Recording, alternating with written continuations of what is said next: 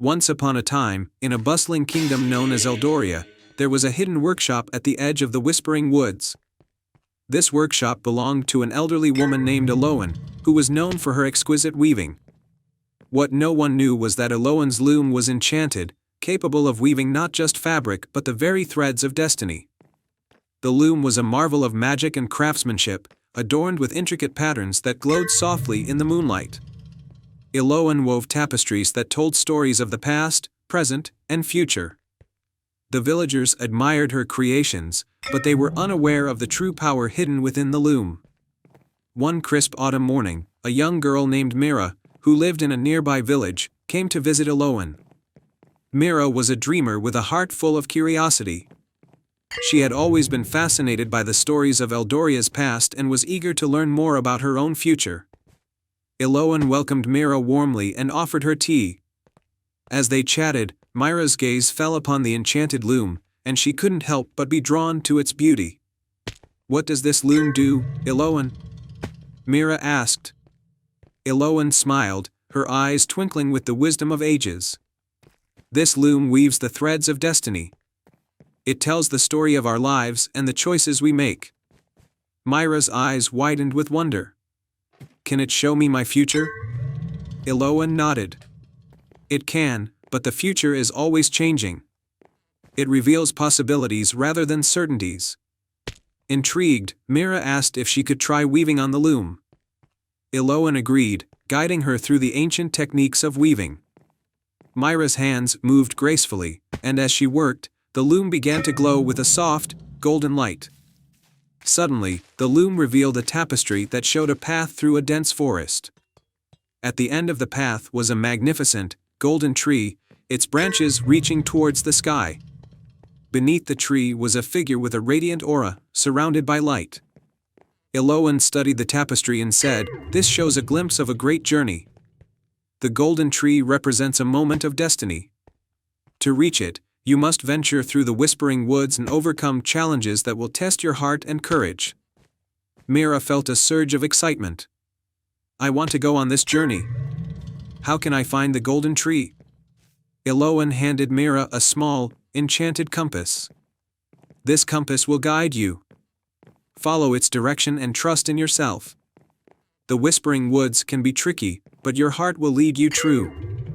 With the compass in hand, Mira set off towards the Whispering Woods. The forest was magical, with trees that whispered secrets and streams that sang sweet melodies. Mira followed the compass's guidance, encountering various challenges along the way. She faced a riddle posed by a mischievous sprite, who demanded an answer before allowing her to pass.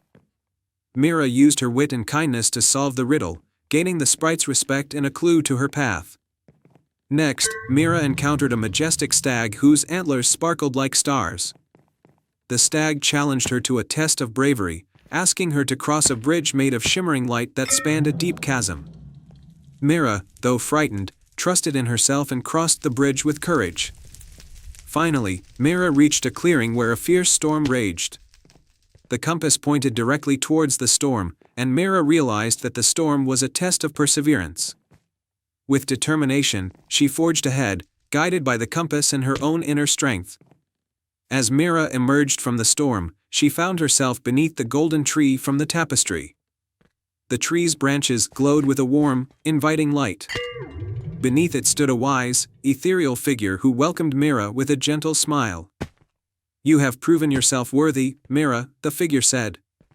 "The golden tree represents the realization of your true potential. You have shown courage, wisdom, and kindness in your journey. This tree will grant you a gift that will help you fulfill your destiny." The figure presented Mira with a golden thread, shimmering with the light of the tree. "This thread is a symbol of your journey and the possibilities that lie ahead. Use it to weave your own path and help others along the way." Mira thanked the figure and made her way back to Eldoria with the golden thread. She returned to Eloan's workshop, where she shared her adventure and the gift she received. Eloan was pleased and proud. "You have discovered the true magic of the loom and the importance of following your heart. The golden thread will serve as a reminder of your journey and the light you carry within. Mira used the golden thread to weave beautiful tapestries that told the stories of her adventure and the lessons she learned. Her tapestries inspired others to embark on their own journeys and embrace the possibilities of their destinies. And so, Mira's bravery and the enchanted loom's magic became a cherished legend in Eldoria, reminding everyone that the threads of destiny are woven with courage, wisdom, and the light of the heart. The end. Once upon a time in the bustling town of Willowbrook, there stood a quaint old amusement park known for its magnificent carousel. Unlike any other, this carousel was rumored to be enchanted. It was said that if you rode it under the light of the full moon, you could visit places you'd only ever dreamed of. One crisp autumn evening, a young girl named Lily stumbled upon the park as she was walking home from school. Her heart leaped with excitement when she saw the carousel, its painted horses gleaming under the twilight sky. Lily had heard the stories about the magical carousel and had always wished to see if they were true. As the sun set and the moon began to rise, Lily approached the carousel. She noticed a beautiful, silver horse with a mane like flowing moonlight. It looked different from the other horses, almost as if it was calling out to her. Lily hesitated for a moment but then decided to take a ride.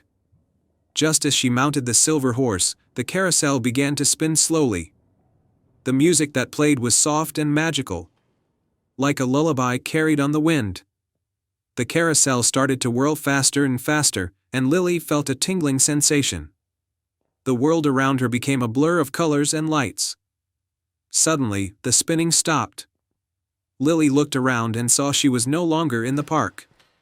She was in a lush, enchanted forest filled with trees that sparkled like diamonds. The air was fragrant with the scent of blooming flowers, and the ground was covered in soft, glowing moss. Lily could hardly believe her eyes. A gentle voice spoke from behind her. "Welcome, Lily," it said. She turned to see a fairy with shimmering wings and a kind smile. "I'm Elara, the guardian of the Forest of Dreams. This is a special place where wishes come true and dreams come alive." Lily's eyes widened with wonder. "How do you know my name?" Elara smiled. "The carousel is magic. It knows the hearts of those who ride it.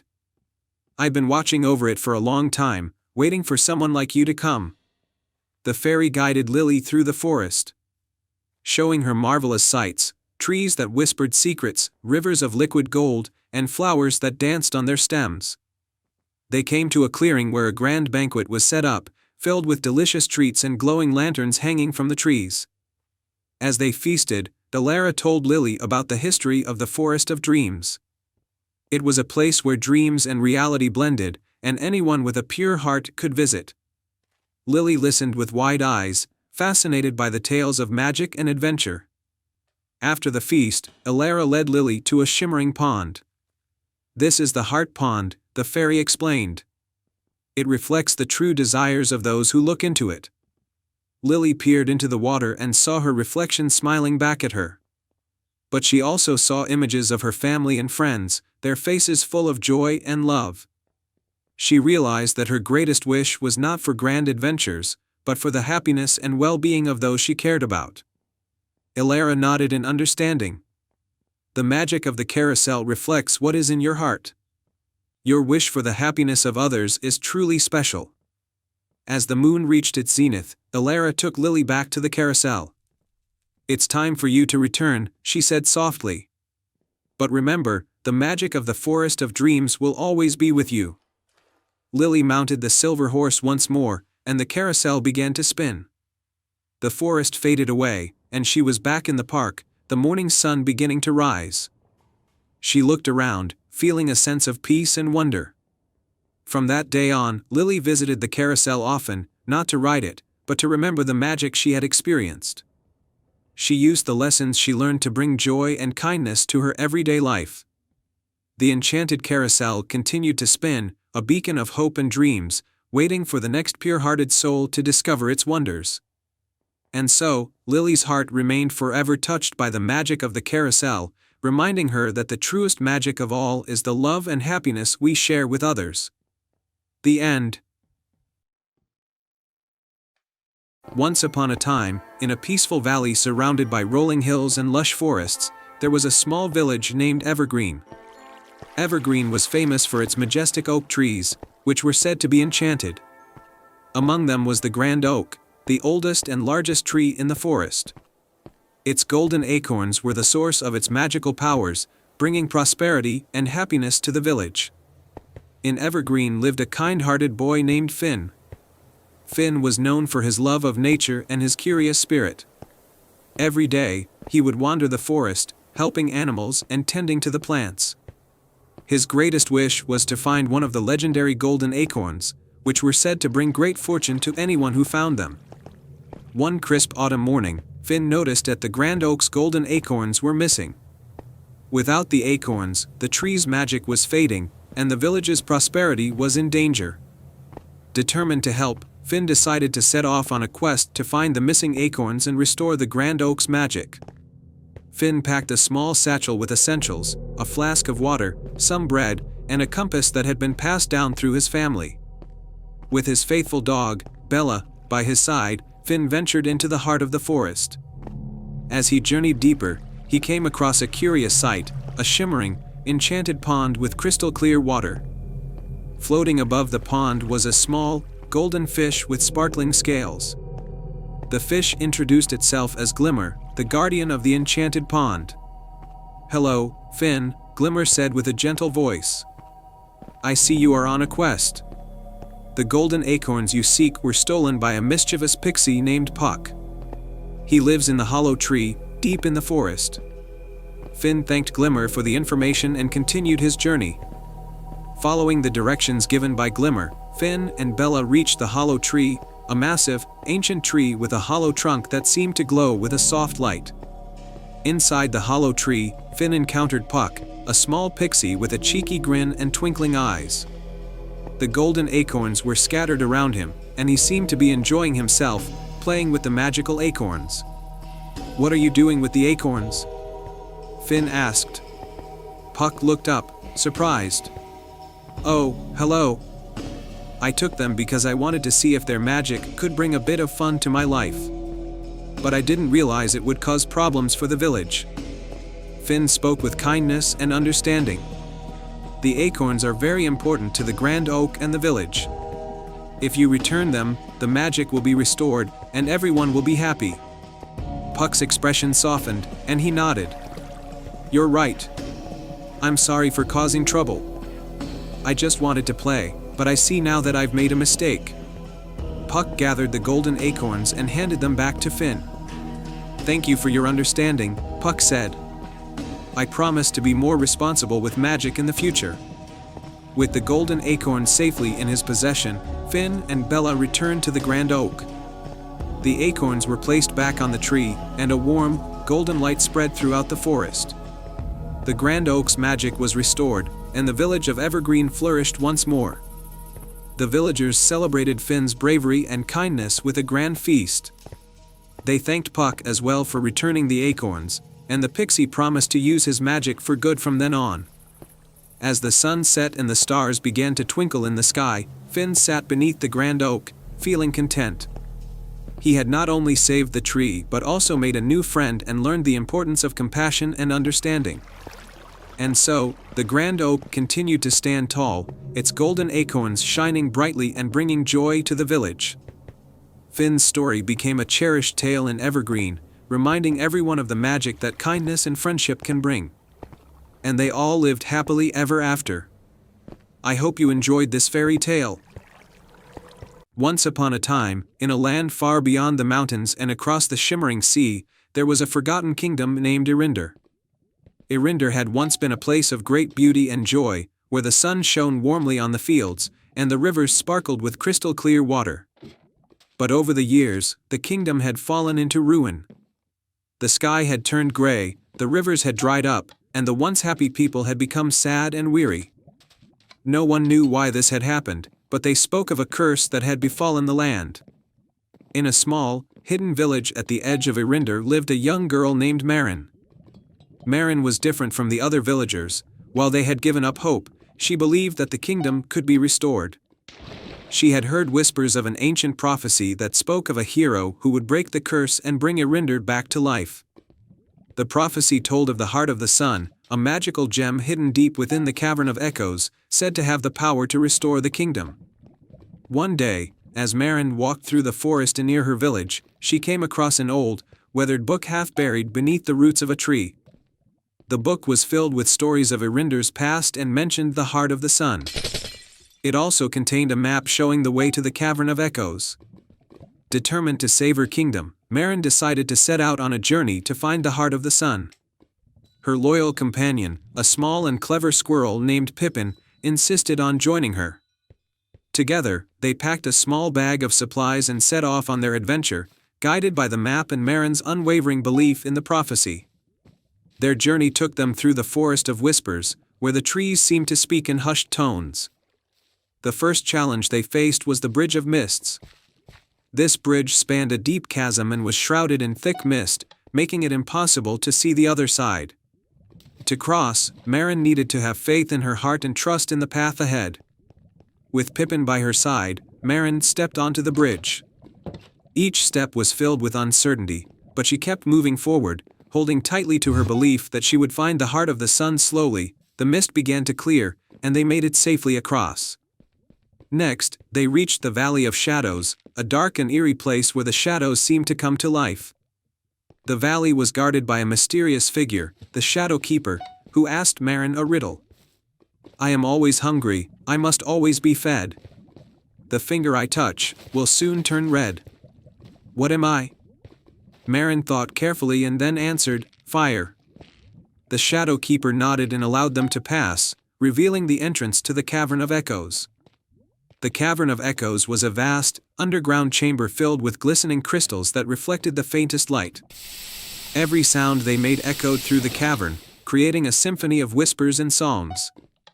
At the center of the cavern, surrounded by a shimmering pool of water, was the Heart of the Sun. The gem was golden and warm, glowing with the light of 1,000 sunsets. But as Maren reached out to take the Heart of the Sun, a deep voice echoed through the cavern. It was the voice of the ancient guardian of the gem, a wise and powerful dragon named Solara. "Why do you seek the Heart of the Sun?" Solara asked, her voice gentle but commanding. Maren stepped forward, her voice steady. "I seek it not for myself, but for my kingdom. Irinder has fallen into ruin, and the people have lost all hope. I believe that the Heart of the Sun can restore the land and bring back the light." Solara regarded Maren with wise, golden eyes. "The Heart of the Sun is powerful, but it is not the gem alone that can restore Irinder. It is the courage, hope, and love in the heart of those who seek it. Do you have these within you?" Without hesitation, Maren nodded. "Yes, I do. I love my kingdom, and I will do anything to save it." Moved by her sincerity, Solara lowered her head, allowing Maren to take the Heart of the Sun. As she did, the cavern filled with a brilliant, golden light, and the echoes transformed into a melody of hope. Maren and Pippin made their way back to Irinder, carrying the Heart of the Sun with them. As they entered the kingdom, the sky began to clear, and the rivers began to flow once more. The land that had been barren and gray was now lush and green, filled with the colors of flowers and the songs of birds. The people of Irinder emerged from their homes, their faces filled with joy and wonder as they witnessed the miraculous transformation. With the Heart of the Sun placed in the center of the kingdom, its light spread throughout the land, lifting the curse and restoring Irinder to its former glory. The people rejoiced, and Maren was celebrated as the hero who had saved the kingdom. But she knew that it was not just the gem that had brought about this change, it was the love, courage, and hope that had guided her on her journey. And so, Irinder flourished once more, a kingdom bathed in the warm, golden light of the Heart of the Sun. The tale of Maren and her brave quest was passed down through generations, a reminder that even in the darkest times, hope and love can bring light to the world. The end. Once upon a time, in a quiet village nestled between rolling hills and lush forests, there was a legend passed down through generations. It was said that somewhere deep within the woods lay a hidden garden, a place of unimaginable beauty where every flower bloomed in colors no one had ever seen before, and where the trees whispered secrets of the earth. The legend also told of a guardian who protected the garden, a mysterious creature known only as the Evergreen, who was said to grant a single wish to anyone worthy enough to find the garden. In this village lived a young boy named Leo. Leo was kind and curious, with a heart full of dreams and a mind full of questions. He often spent his days wandering the woods near his home, exploring the trails and streams, and imagining what the hidden garden might look like. The villagers often warned him not to go too far into the forest, as many had tried to find the garden and never returned. But Leo's curiosity was too strong, and he believed that he could find the garden if he only tried hard enough. One crisp autumn morning, Leo decided it was time to seek out the hidden garden. He packed a small satchel with some bread, cheese, and a flask of water, and set off into the woods. The forest was alive with the colors of fall, the leaves crunching under his feet as he walked. He followed the winding paths deeper into the forest than he had ever gone before, determined to find the legendary garden. As the day wore on, Leo found himself in parts of the forest that felt different, older, more mysterious. The trees here were taller, their branches weaving together to form a thick canopy that let in only slivers of sunlight. The air was cooler, and the forest was quieter, as if holding its breath. Leo's heart pounded with excitement and a little fear, but he pressed on, knowing he was getting closer. After hours of walking, Leo came across a small, bubbling brook. He stopped to rest and drink from the cool, clear water. As he sat by the brook, he noticed something strange, a path of soft moss that seemed to glow faintly in the dappled light. The path led away from the brook and into a dense thicket of trees. Leo's heart raced as he realized this might be the way to the hidden garden. With renewed determination, Leo followed the mossy path. The trees grew thicker, and the light dimmer, but Leo didn't turn back. He could feel that he was close, and the thought of finding the garden kept him going.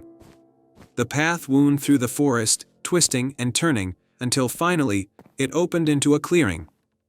Leo gasped in amazement. Before him lay the hidden garden, just as the legends had described. It was a place of breathtaking beauty, with flowers of every color imaginable blooming in perfect harmony. The air was filled with the sweet scent of blossoms, and the sound of birds singing softly. In the center of the garden stood a massive tree with leaves of silver and gold, its branches reaching high into the sky. Leo knew at once that this was the heart of the garden. But as he stepped into the clearing, a figure emerged from behind the tree. It was the Evergreen, the guardian of the hidden garden. The creature was unlike anything Leo had ever seen, tall and slender, with skin the color of emerald leaves and eyes that glowed like the morning sun. The Evergreen's hair was a cascade of vines and flowers, and its voice was as soft as the wind through the trees. "Welcome, young one," the Evergreen said, its voice echoing in the stillness of the garden. "You have found the hidden garden, a place of beauty and magic. But to truly enter, you must prove yourself worthy. Are you ready?" Leo nodded, his heart pounding in his chest. "Yes, I am ready," he said, though he wasn't entirely sure what proving himself would mean. The Evergreen smiled gently. "Very well. I will give you 3 tasks. If you complete them, you may make a wish, and it will be granted. But if you fail, you must leave the garden and never return. Do you accept?" Leo hesitated for only a moment before nodding again. "I accept," he said, determined to see his quest through. The first task, the Song of the Nightingale. The Evergreen's first task was for Leo to find the nightingale of the forest and bring back its song. The nightingale was a bird of great wisdom and beauty, but it was also elusive, only singing for those with a pure heart. Leo ventured back into the forest, listening carefully for the nightingale's song. He walked for hours, through thick underbrush and across streams, but heard nothing. As the sun began to set, Leo started to worry that he wouldn't find the bird in time. Just as he was about to give up, he heard a faint, melodious song drifting through the trees. It was the most beautiful sound he had ever heard, filled with joy and sorrow all at once. He followed the sound until he found the nightingale perched on a low branch, its feathers shimmering in the fading light. The nightingale stopped singing as Leo approached, watching him with wise, knowing eyes. Leo bowed his head respectfully. "Please, nightingale, I need your song to complete my task," Leo said softly. I seek the hidden garden and the wish it offers." The nightingale tilted its head, as if considering his request. Then, to Leo's surprise, it began to sing again. The song was even more beautiful up close, filling Leo's heart with warmth and hope. As the bird sang, Leo felt a sense of peace and understanding wash over him. He realized that the song was not something he could take back with him, it was something he had to carry in his heart. When the nightingale finished its song, Leo thanked the bird and returned to the hidden garden. The evergreen was waiting for him, its eyes shining with approval. "You have done well, young one," the evergreen said. "You have learned that the greatest treasures are those we carry within us. The song is yours, and it will guide you on your journey." The second task, the gift of the willow tree. The evergreen's second task was for Leo to find the ancient willow tree at the edge of the forest and ask it for a gift. The willow tree was known to be wise and generous, but it only gave gifts to those who were truly deserving. Leo made his way to the edge of the forest, where the willow tree stood by a quiet pond. The tree was old and majestic, its long branches draped gracefully over the water. As Leo approached, the tree's branches rustled gently, as if acknowledging his presence. "Great willow tree," Leo said, bowing respectfully. "I have come to ask for a gift to complete my task. Will you grant me one?" The willow tree's branches swayed in the breeze, and Leo heard a soft, whispering voice in his mind. "What is it you seek, young one?" the willow tree asked. "I seek the hidden garden and the wish it offers," Leo replied. "But I do not know what gift I should ask for." The willow tree was silent for a moment, and then it spoke again. "Gifts are not always material, young one," the tree said. "The greatest gifts are those that come from the heart. I will give you a gift, but first, you must give something in return. What will you offer?" Leo thought for a moment. He had little to give, no riches or treasures. But he remembered the kindness he had always tried to show others, and the love he had for the world around him. "I offer you my heart," Leo said. "My kindness, my love for the world, and my hope for a better future." The willow tree's branches swayed once more, and then a single, delicate leaf floated down from the tree and into Leo's hand. "This leaf is my gift to you," the willow tree said. "It holds the essence of the forest, the wisdom of the trees, and the love of all living things. Guard it well, for it will protect you on your journey." Leo thanked the willow tree and returned to the hidden garden. The evergreen was waiting for him, its eyes filled with warmth. "You have done well, young one," the evergreen said. "You have learned that the greatest gifts come from the heart. The leaf is yours, and it will guide you on your journey." The third task, the test of the heart. The evergreen's final task was the most difficult. Leo had to face the test of the heart, a challenge that would reveal his true nature. The evergreen led Leo to a small, secluded part of the garden, where a mirror made of crystal clear water lay on the ground. "In this mirror, you will see your true self," the evergreen said. "But be warned, young one, for the truth is not always easy to face. If you are worthy, you will find the strength to overcome your fears and doubts. If not, you will be consumed by them." Leo took a deep breath and knelt by the mirror. As he gazed into the water, his reflection began to change. He saw himself as he truly was, both the good and the bad. He saw his kindness and bravery, but also his fears, doubts, and moments of selfishness. For a moment, Leo felt overwhelmed by the flaws he saw in himself. But then he remembered the nightingale's song, the gift of the willow tree, and the lessons he had learned on his journey. He realized that no one was perfect, and that true strength came from accepting one's flaws and striving to be better. Leo closed his eyes and took a deep breath. When he opened them again, his reflection had returned to normal. The mirror rippled, and then the water turned clear once more. The evergreen smiled, its eyes filled with pride. "You have done well, young one," the evergreen said. "You have faced the truth of your heart and found the strength to overcome it. You are worthy of the hidden garden's wish." The wish. Leo stood before the evergreen, his heart filled with gratitude and wonder.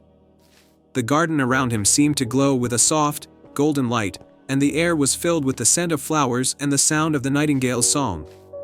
"You may make your wish," the evergreen said. "But remember, young one, that the greatest power lies not in what we wish for, but in how we choose to live our lives." Leo thought for a moment, and then he smiled. "I wish for the hidden garden to always be protected, so that it may bring hope and beauty to those who seek it," he said. "And I wish that the wisdom I have gained here will stay with me, so that I may share it with others." The evergreen's smile widened, and the garden seemed to shimmer with approval. "Your wish is granted, young one," the evergreen said. "The hidden garden will remain a place of beauty and magic, and the wisdom you have gained will guide you on your journey. Go now, and share your light with the world." With a heart full of joy, Leo thanked the evergreen and left the hidden garden. He returned to his village, where he shared the wisdom and kindness he had learned on his journey. The village prospered, and Leo became known as the guardian of the forest, a boy who had found the hidden garden and brought its light to the world. And every now and then, when the sun set and the stars began to twinkle in the sky, Leo would return to the forest and visit the hidden garden, knowing that it would always be there, a place of beauty and hope for all who sought it. The end.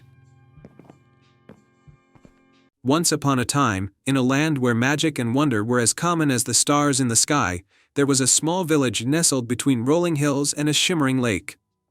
The villagers lived simple, joyful lives, but they had one great wish: they wanted to reach the stars. In this village lived a curious and inventive young girl named Elara. She loved looking up at the night sky, dreaming of what it would be like to touch the stars. Every evening, she would sit by her window, gazing at the twinkling lights, wishing she could find a way to bring a star down to earth. One day, while exploring the edge of the forest near the village, Elara stumbled upon an old, dusty lantern half buried in the ground. It was covered in vines and dirt, but it had a beautiful, star-shaped design etched into its metal surface. Intrigued, she cleaned it off and carried it home. That night, as Elara sat by her window with the lantern, she noticed something peculiar. When she opened the lantern, a soft, golden light began to glow from within, casting shimmering stars on the walls of her room. The light seemed to dance and twirl, creating constellations that sparkled like real stars. Excited, Elara showed the lantern to the villagers. They were amazed and gathered around to see the magical light. The village elder, a wise old woman named Mira, said, "This lantern must be very special. Legends say that such lanterns were once used to communicate with the stars." Elara, feeling a sense of adventure, decided to take the lantern to the highest hill in the village and see if it could really reach the stars. With the lantern in hand, she climbed the hill as night fell. The stars began to shine brightly, and the lantern's light grew stronger. As Elara held the lantern up to the sky, something magical happened. The light from the lantern began to rise and twinkle, merging with the stars above.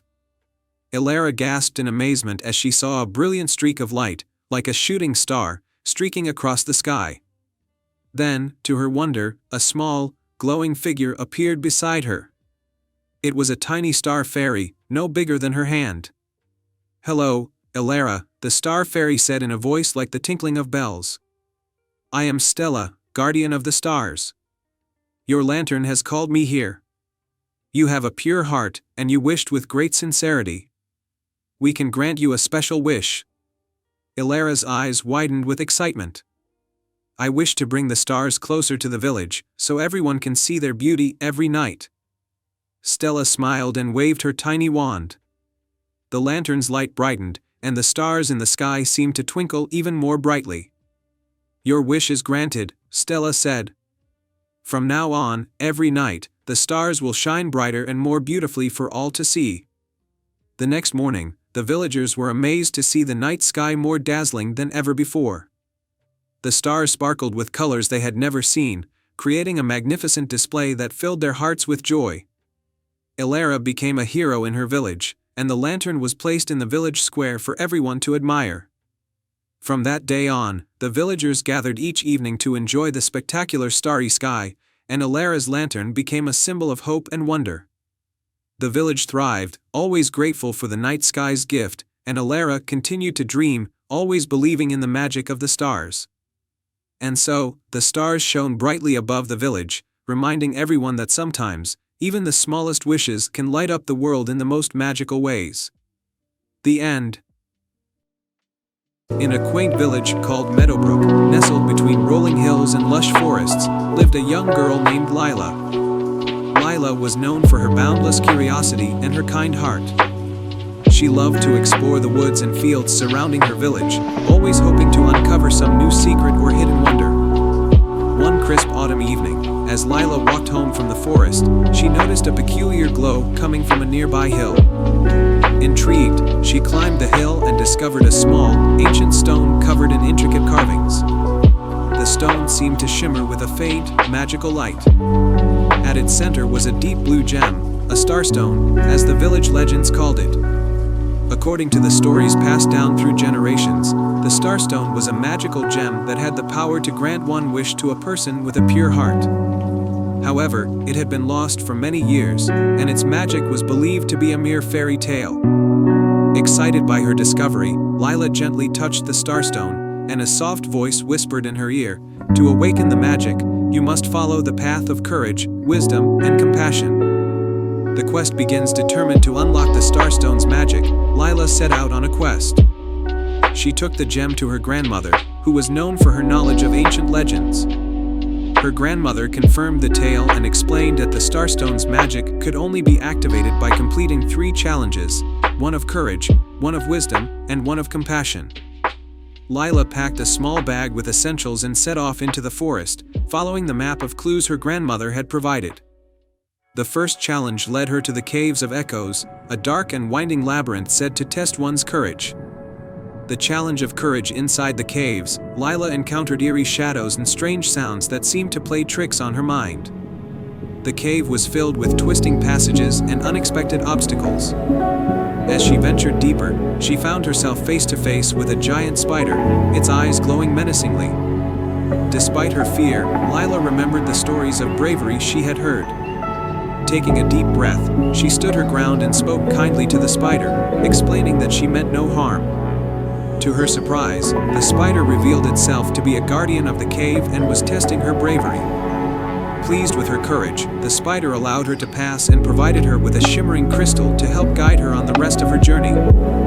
The challenge of wisdom. The next challenge took Lila to the Wise Owl's Grove, where an ancient owl named Olwen awaited her. Olwen was known for his riddles and wisdom. To pass this challenge, Lila had to solve a riddle that would reveal the way to the final challenge. Olwen asked, "I am not alive, but I grow. I don't have lungs, but I need air. I don't have a mouth, but water kills me. What am I?" Lila thought carefully and answered, "Fire."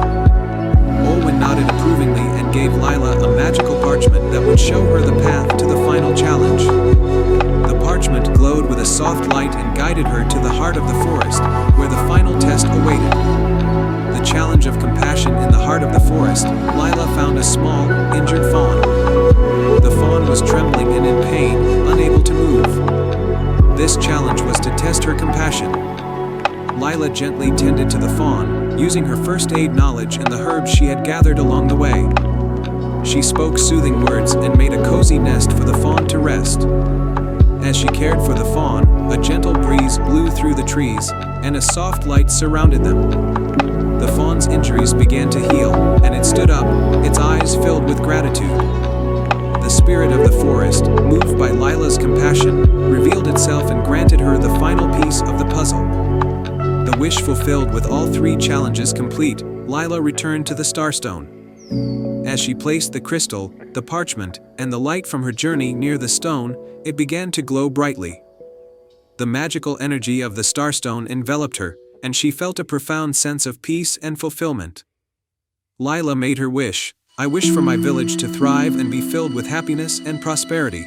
The Starstone's light spread throughout the land, and the village of Meadowbrook began to flourish. The fields became abundant with crops, the river flowed with crystal clear water, and the village was filled with joy and laughter. The villagers marveled at the transformation and celebrated Lila's bravery, wisdom, and compassion. A lasting legacy. Lila's tale became a cherished story in Meadowbrook, inspiring generations to come. The Starstone was returned to its resting place, waiting for the next pure-hearted seeker. Lila continued to explore and help others, her actions always guided by the lessons she had learned on her quest. As the years passed, Meadowbrook thrived under the blessings of the Starstone. The village remained a place of happiness and harmony, and Lila's legacy lived on as a symbol of courage, wisdom, and compassion. And so, in the magical village of Meadowbrook, the Starstone's light continued to shine brightly, a testament to the power of a pure heart and the magic of a wish fulfilled. The end. The Lantern of Lumina. Once upon a time, in a peaceful village nestled between rolling hills and dense forests, there stood a charming old lighthouse. This lighthouse was not just a beacon for sailors, it was also known to hold a secret. The villagers believed that inside the lighthouse was a magical lantern called the Lantern of Lumina. The lantern was said to have the power to grant one wish to someone who truly needed it. In this village lived a humble boy named Oliver. Oliver was kind-hearted and always willing to help others, even though he didn't have much to call his own. His family was poor, and the village was suffering from a recent storm that had destroyed crops and homes. Despite his own troubles, Oliver worked tirelessly to support his neighbors and help rebuild the village. One stormy night, Oliver's mother fell ill, and their small cottage was barely holding together. Hearing the villagers speak of the Lantern of Lumina and its magical properties, Oliver decided to seek it out. He hoped that the lantern's magic could bring relief to his family and the village. The journey to the lighthouse the next morning, with a heavy heart but determined spirit, Oliver set off towards the lighthouse. The path was difficult, with the remnants of the storm making the journey treacherous. But Oliver's resolve was strong, and he pressed on through the rain and wind. As Oliver approached the lighthouse, he saw an old wooden door with intricate carvings. To his surprise, the door was slightly ajar. He pushed it open and stepped into the dimly lit interior. The lighthouse was filled with the scent of old sea air and salt. The keeper of the lighthouse. In the center of the lighthouse stood a spiral staircase leading up to the lantern. At the base of the stairs sat an elderly man with a long, silver beard. He was the keeper of the lighthouse, a wise and gentle soul who had tended to the lighthouse for many years. The keeper looked at Oliver with kind eyes and said, "To reach the Lantern of Lumina, you must first prove your worth.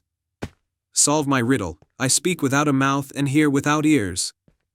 I have no body, but I come alive with the wind. What am I?" Oliver thought for a moment and then answered, "An echo." The keeper smiled and nodded, motioning for Oliver to proceed up the stairs. The lantern was at the top, glowing softly through the stormy windows. The Lantern of Lumina. At the top of the lighthouse, Oliver saw the Lantern of Lumina resting on a pedestal. The lantern was beautifully crafted, with delicate patterns that shimmered like stardust. As Oliver approached, he could feel a warm, comforting glow emanating from it. A soft voice echoed from the lantern, "To grant your wish, you must speak from the heart. What you asked for must be for the benefit of others." Oliver took a deep breath and said, "I wish for my village to be restored, for the storm to be healed, and for my family and neighbors to find happiness and prosperity again." As Oliver spoke, the lantern's light grew brighter, and a gentle, golden glow filled the room. The light spread outwards, flowing through the stormy clouds and over the village. The return to the village. When Oliver returned to his village, he was greeted with a miraculous sight. The storm had cleared, and the village was bathed in golden sunlight. The homes were repaired, the fields were green, and there was food and clean water for everyone. The village was bustling with joy and laughter. Oliver's family was in good health, and the village celebrated with a grand feast to honor Oliver's bravery and kindness. The magic of the Lantern of Lumina had transformed their lives, and Oliver was hailed as a hero. The tale of Oliver and the Lantern of Lumina became a cherished story in the village, a reminder of the power of selflessness and the magic that can be found when one truly cares for others. And so, the village continued to thrive, forever blessed by the magic of the Lantern of Lumina and the heart of one extraordinary young boy. Once upon a time, in a kingdom nestled between the azure sea and emerald forests, there lived a young girl named Evelina. Evelina was known for her golden hair, bright green eyes, and a heart full of dreams. She lived in the quaint village of Eldoria, where every corner was filled with laughter and every path led to an adventure. Evelina's best friend was a curious squirrel named Nutmeg, who often accompanied her on her daily explorations. One sunny morning, as they wandered through the forest, they stumbled upon a hidden, overgrown path that neither had ever seen before.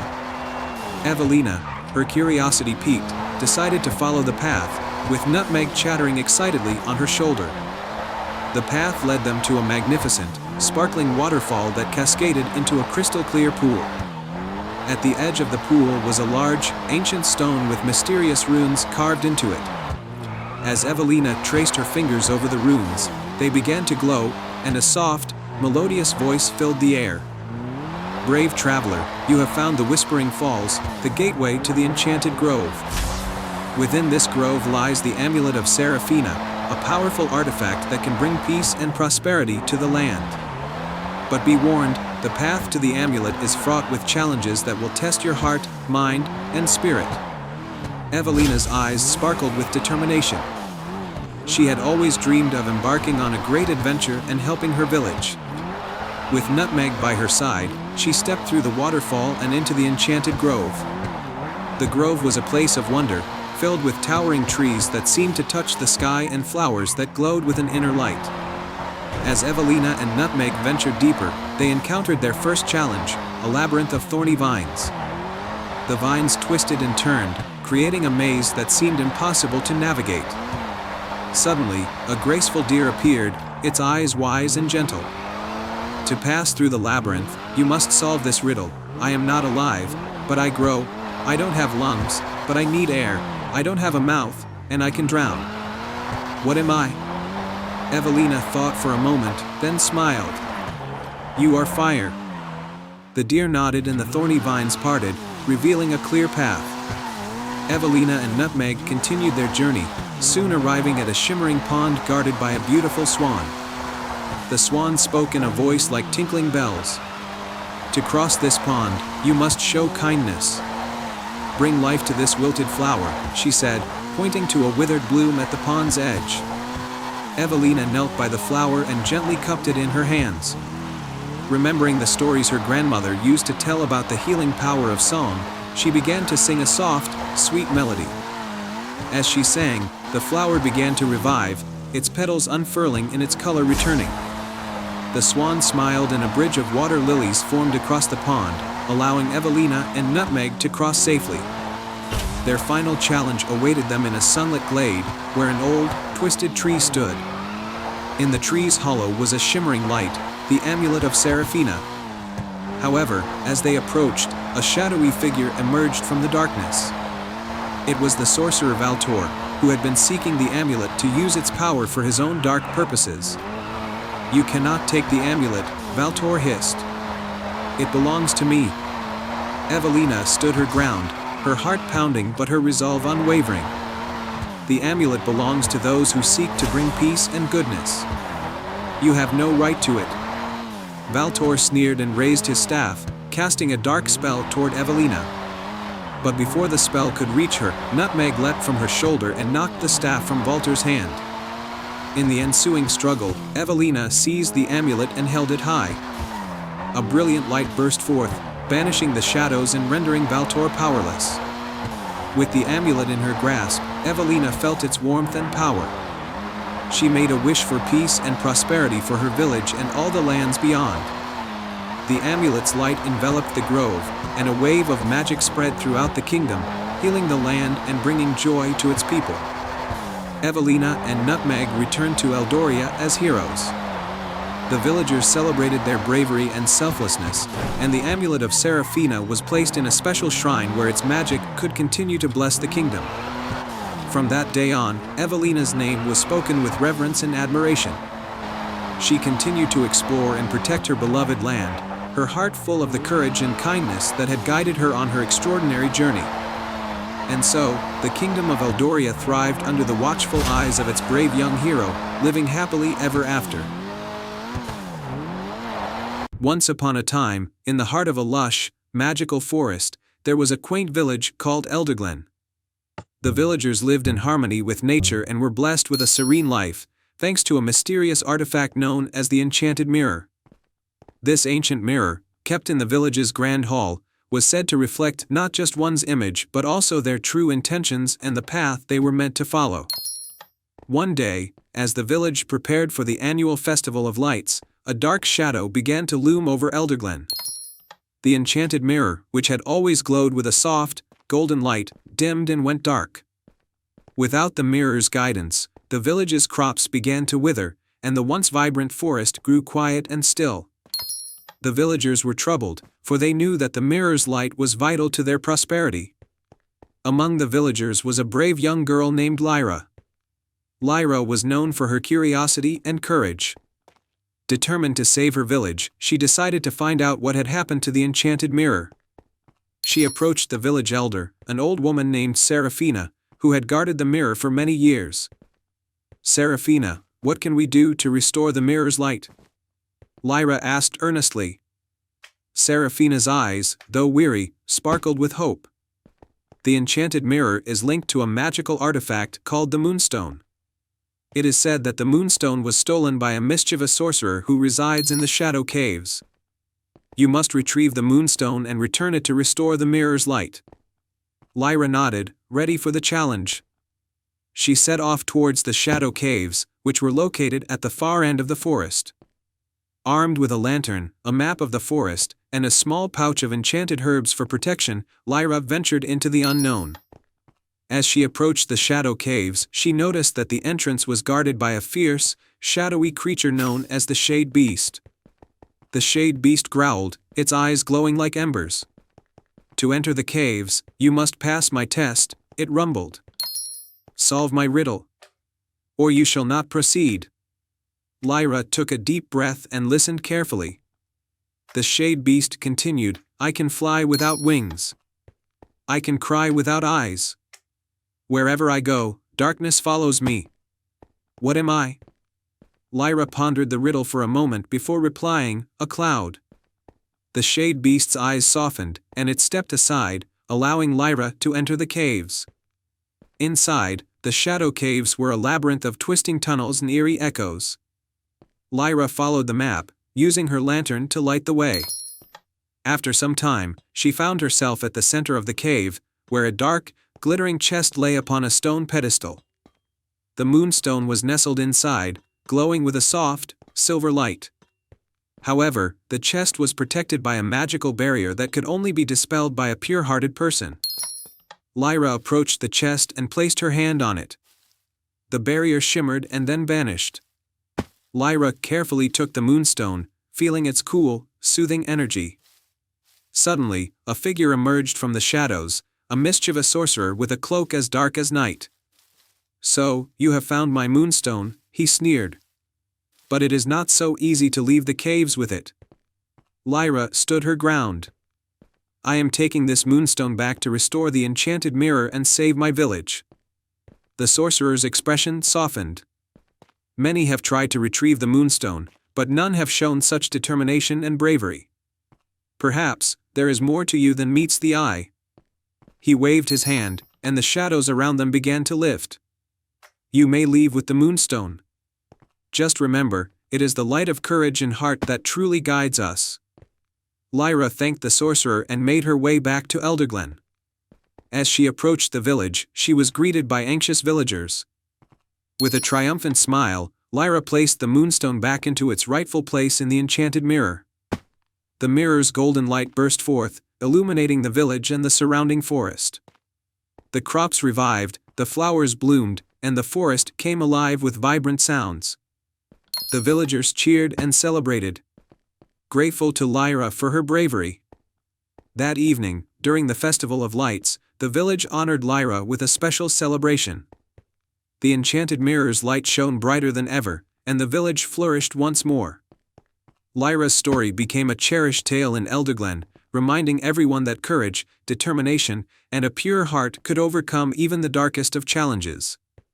And so, Elderglen continued to thrive, forever guided by the light of the enchanted mirror and the bravery of one extraordinary girl. The moonlit garden in a tranquil village surrounded by rolling hills and wildflower meadows, there was a secluded garden known only to a few. This garden was enchanted, blooming with flowers that sparkled in moonlight and trees that whispered secrets to those who listened. The garden belonged to an old woman named Elowen, who was known as the Moonlit Gardener. Elowen had a special gift. Each night, when the moon was full, she would tend to her garden, and her touch would make the flowers glow brighter.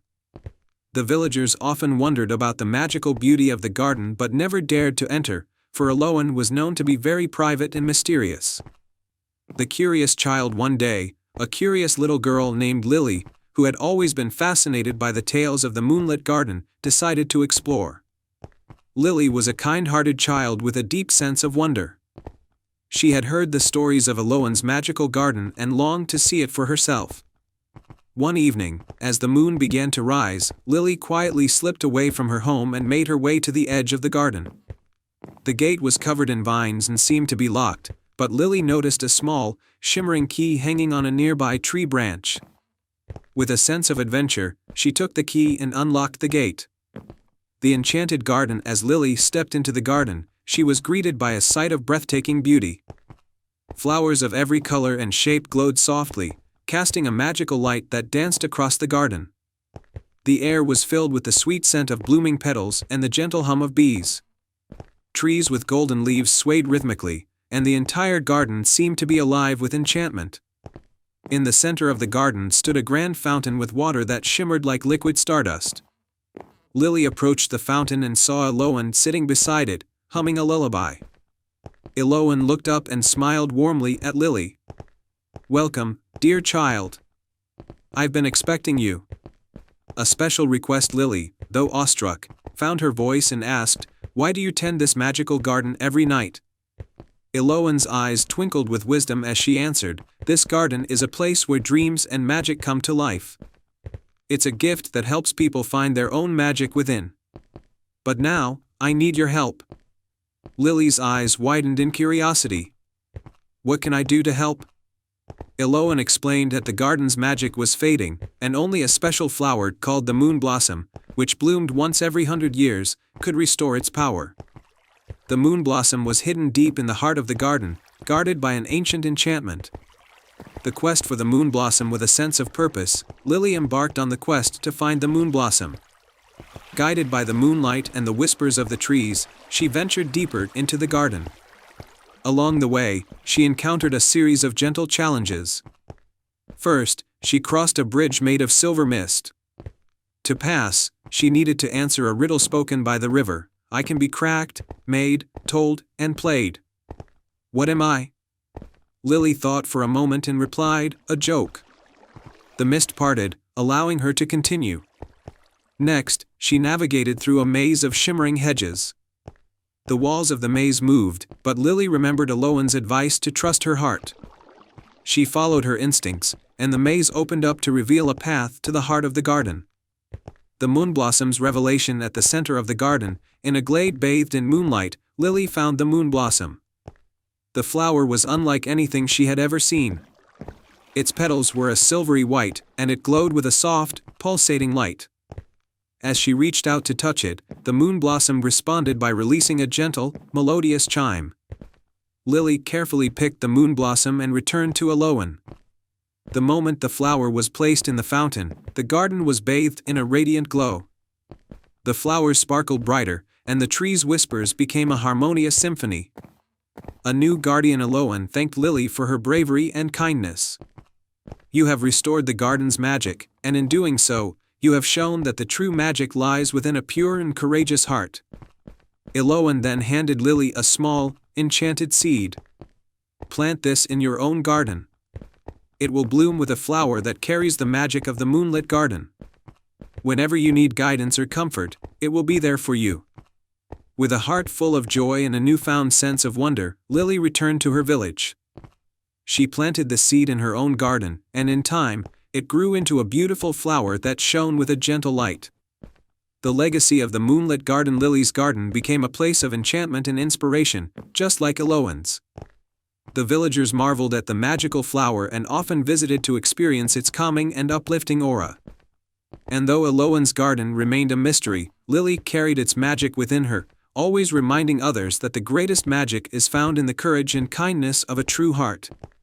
And so, the tale of the moonlit garden and the brave little girl who restored its magic was passed down through generations, inspiring all who heard it to seek the magic within themselves. Once upon a time, in a lush, green valley bordered by towering mountains, lay a village named Eldoria. Eldoria was known for its beautiful gardens and friendly inhabitants, but most of all, it was renowned for the legendary silver tree that stood in the heart of the village.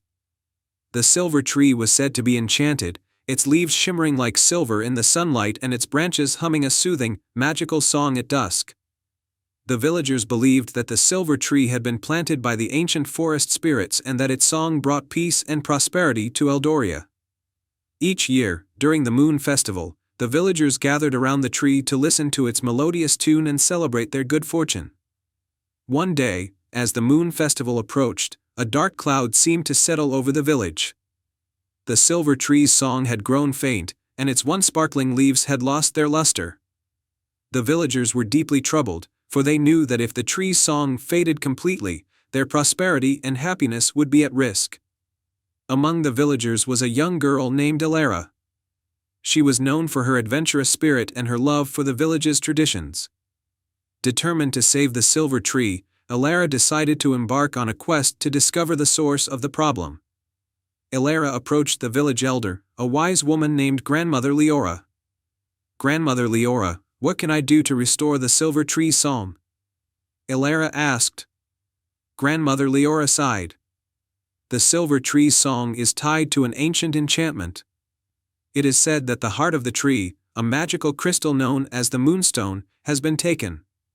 To restore its song, you must journey to the Shadow Peaks and retrieve the Moonstone." With a resolute heart, Elara set off on her quest. The Shadow Peaks were a range of mountains known for their rugged terrain and mysterious legends. Armed with a map, a sturdy staff, and a small bag of provisions, Elara began her climb. As she ascended the mountains, she faced several challenges. The first was a deep chasm with no visible bridge. As she pondered her way across, she noticed a series of stepping stones made of shimmering stone appearing and disappearing across the chasm. Summoning her courage, Elara timed her jumps carefully and made her way across safely. Her next challenge was to navigate through the Whispering Caves, a labyrinthine network of tunnels filled with confusing echoes. In the cave, a mischievous voice spoke to her. "To find the right path, you must answer this: what has a heart that doesn't beat?" Elara thought deeply and then answered, "An artichoke." The voice chuckled and the path ahead cleared, leading Elara to a hidden chamber. There, she found a small, silver chest guarded by a gentle dragon with sparkling scales. "You seek the Moonstone," the dragon said with a warm voice. "It is in this chest, but to retrieve it, you must prove your bravery and kindness." The dragon set 3 tasks for Elara. 1. Find a healing herb. Elara ventured into the nearby forest and found a rare herb that could heal a wounded creature. She used it to mend the wing of a small, injured bird. 2. Solve the riddle of the stars. The dragon presented a constellation map with a riddle about the stars. Elara solved it by aligning the stars correctly, revealing the hidden path. 3. Show compassion. Elara encountered a band of lost mountain goats who needed help finding their way home. She guided them safely back to their herd. Having completed the tasks, the dragon opened the chest and handed Elara the Moonstone. It glowed with a soft, silver light, pulsating with the same energy as the silver tree's lost psalm. With the Moonstone in her possession, Elara made her way back to Eldoria. As she approached the village, she saw the silver tree's branches drooping and the leaves dull. She placed the Moonstone at the base of the tree, and a brilliant light erupted, restoring the tree's shimmering leaves and filling the air with its melodious song. The village erupted in joyous celebration as the silver tree's song rang out stronger and more beautiful than ever before. The villagers praised Elara for her bravery and kindness, and the Moon Festival was celebrated with renewed fervor. Elara's adventure became a cherished story in Eldoria, a tale of courage and the power of a pure heart. The silver tree continued to thrive, its song a reminder of the harmony between the village and the magical forest that surrounded it. And so, the village of Eldoria lived in happiness and prosperity, forever enchanted by the song of the silver tree and the brave girl who restored its magic. Once upon a time, in a tranquil village nestled beside a shimmering lake, there was a grand willow tree known as Wrenwood. This ancient tree was said to have witnessed centuries of history and was revered for its soothing whispers and the soft rustling of its leaves, which were believed to hold secrets of the past. In this village lived a young girl named Elara. Elara had a special gift. She could sing with a voice so enchanting that it could make even the most stoic heart feel light and joyful. Her songs were beloved by the villagers, who gathered to hear her sing at festivals and gatherings. Despite her talent, Elara felt a deep longing inside her. She wished to discover a melody lost to time, a song that, according to legend, could bring peace and prosperity to her village.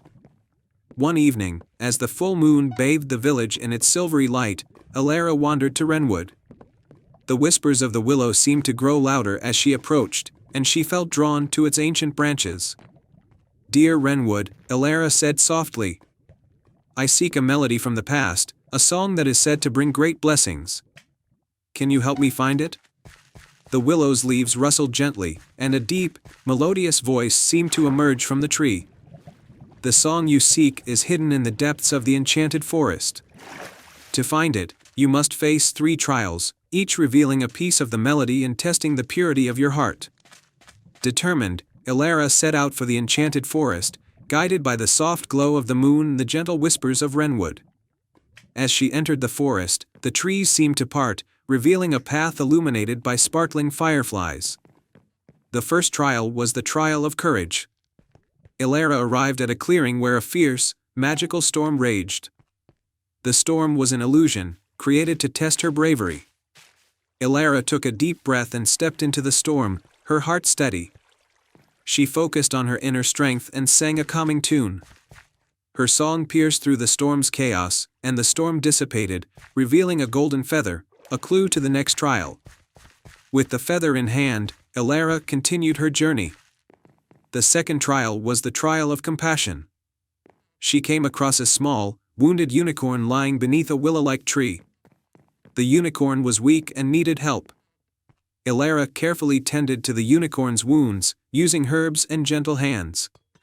As she worked, the unicorn's eyes sparkled with gratitude, and it gifted her a shimmering veil of stardust, a key to the final trial.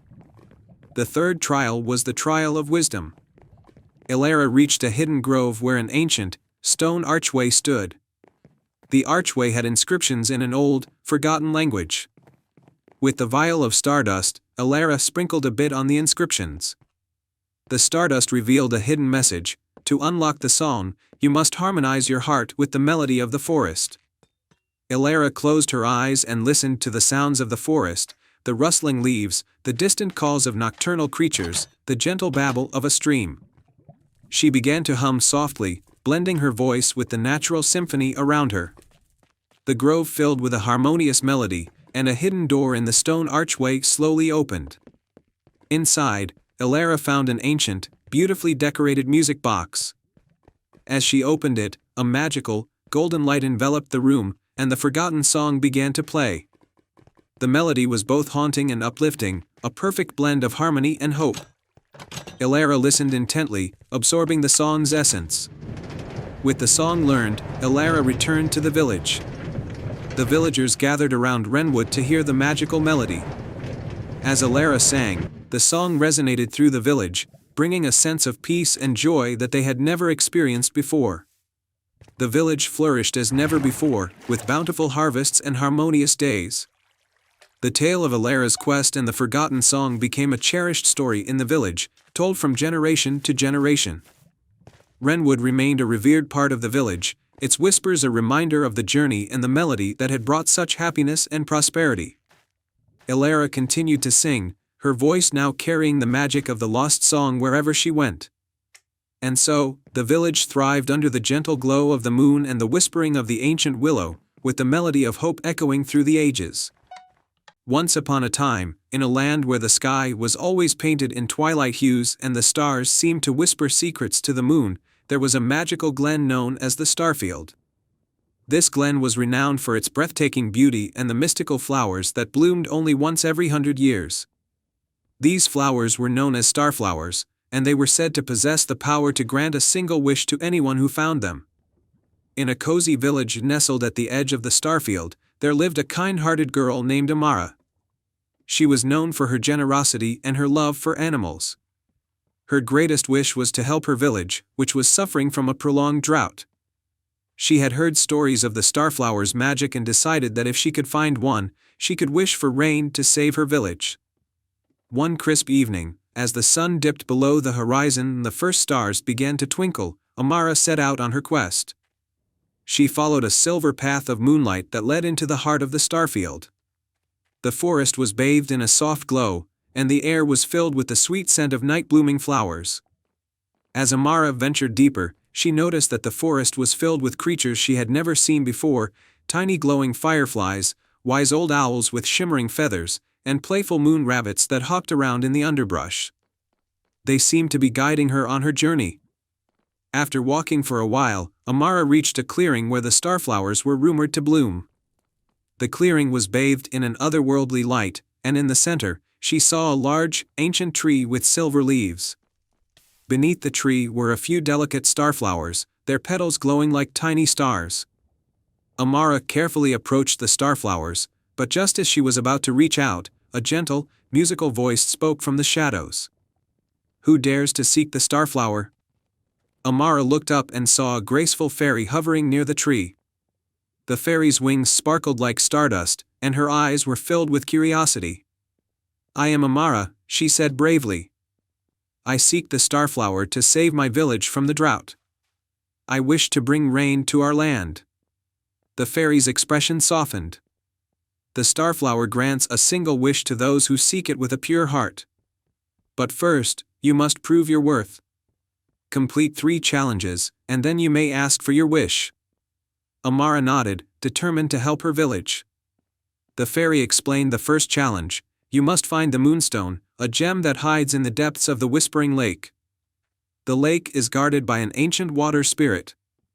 Amara made her way to the Whispering Lake, its surface shimmering under the moonlight. The water spirit, a gentle creature with flowing blue hair and eyes like deep pools, emerged from the lake. "I seek the moonstone to fulfill a quest," Amara said respectfully. The water spirit examined Amara's heart and, seeing her sincerity, handed her the moonstone. The second challenge was to find the golden feather, which was hidden atop the highest peak of the Misty Mountains. Amara climbed the steep slopes, using her wits and courage to navigate the treacherous paths. At the summit, she found the golden feather nestled in a nest guarded by a majestic eagle. The eagle, seeing Amara's bravery and respect for nature, allowed her to take the feather. The final challenge was the most difficult. She had to solve the riddle of the stars, which was inscribed on a stone tablet near the starflowers. The riddle read, "I can be cracked, made, told, and played. What am I?" Amara pondered the riddle carefully, thinking about the many stories and games she had enjoyed. Then she smiled as she realized the answer. "A joke," she said aloud. The stone tablet glowed brightly, and the fairy appeared once more, impressed by Amara's perseverance and wisdom. "You have completed the challenges with a pure heart. Now, you may make your wish." Amara took a deep breath and made her wish. "I wish for rain to fall upon my village and restore its land." The fairy nodded and waved her wand. In an instant, the sky over the village darkened with rain clouds, and gentle rain began to fall, soaking the parched earth and reviving the crops.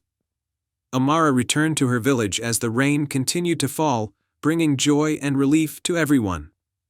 The villagers celebrated her bravery and the magic of the starflower that had saved them. And so, the land flourished once again, thanks to the kindness and determination of a girl who believed in the power of magic and the goodness of her heart. The end. Once upon a time, in the kingdom of Lumina, there was a village nestled in a valley surrounded by towering mountains. The village was known for its beautiful night sky, filled with stars that seemed close enough to touch. Every night, the villagers would gather to admire the stars, believing they held the secrets to their future and well-being. However, one fateful evening, the stars began to dim, and a heavy darkness spread across the land. Crops failed, and the once clear rivers turned murky. The villagers were filled with fear and uncertainty, as they believed the stars had abandoned them. In the heart of the village lived a young girl named Anya, who was known for her kindness and determination. She could not bear to see her home suffer and decided to find a way to restore the star's light. Anya remembered the tales her grandmother used to tell her about the starflower, a magical flower that bloomed once every century atop the highest peak in the kingdom, Mount Solara. It was said that the starflower had the power to rekindle the stars and bring light back to the world. Determined to save her village, Anya set off on a journey to find the starflower. The journey to Mount Solara was perilous and filled with challenges. As Anya made her way through the dense forests, she encountered a talking owl named Orion. Orion was wise and offered to guide her through the treacherous terrain. Grateful for the help, Anya accepted, and the two set off together. After days of traveling, they reached the base of Mount Solara. The mountain was steep and covered in ice, making the climb incredibly difficult. Anya's determination never wavered, and with Orion's guidance, they slowly made their way up the mountain. Along the way, they encountered various creatures, some helpful and others not so much. They met a friendly mountain goat named Zephyr, who showed them a hidden path that made the climb easier. As they neared the summit, a fierce snowstorm hit, threatening to push them back down the mountain. Anya, shivering and exhausted, was about to lose hope when a figure emerged from the swirling snow. It was a knight clad in shining armor that seemed to glow with the light of the moon. He introduced himself as Sir Cedric, the Moonlit Knight, guardian of the Starflower. "I see you have come a long way, young one," Sir Cedric said, his voice kind but firm. "To prove your worth, you must face one final challenge. You must retrieve the Starflower from the ice cave guarded by the ice dragon, Frostbane. Only a heart pure of intention and courage can withstand his icy breath." Anya nodded, her resolve strengthening. With Sir Cedric by her side, they made their way to the ice cave. The air inside was frigid, and the walls shimmered with frozen crystals. At the heart of the cave lay the starflower, its petals glowing with a soft, celestial light. However, blocking their path was Frostbane, his scales glistening like diamonds and his eyes piercing blue. Frostbane roared, sending a blast of icy wind towards them. Sir Cedric raised his shield to protect Anya, but she knew that to truly prove herself, she had to face the dragon alone. Taking a deep breath, Anya stepped forward. "Great Frostbane," she called out, her voice steady. "I seek the Starflower to save my village and restore the light to the stars. Please, let me take it and bring hope back to my people." Frostbane studied her for a moment, then spoke in a voice like cracking ice. "Many have come seeking the Starflower, but few have shown the courage and selflessness you possess. You may take the Starflower, and with it, restore the light." With a nod of gratitude, Anya carefully plucked the Starflower from its icy bed. As she did, the cave began to warm, and the ice started to melt. Frostbane bowed his head in respect, and Anya, Sir Cedric, and Orion made their way back down the mountain. When they returned to the village, Anya planted the Starflower in the center of the village square. Its light grew brighter and brighter until it burst into a brilliant shower of stardust that ascended into the night sky, rekindling the stars.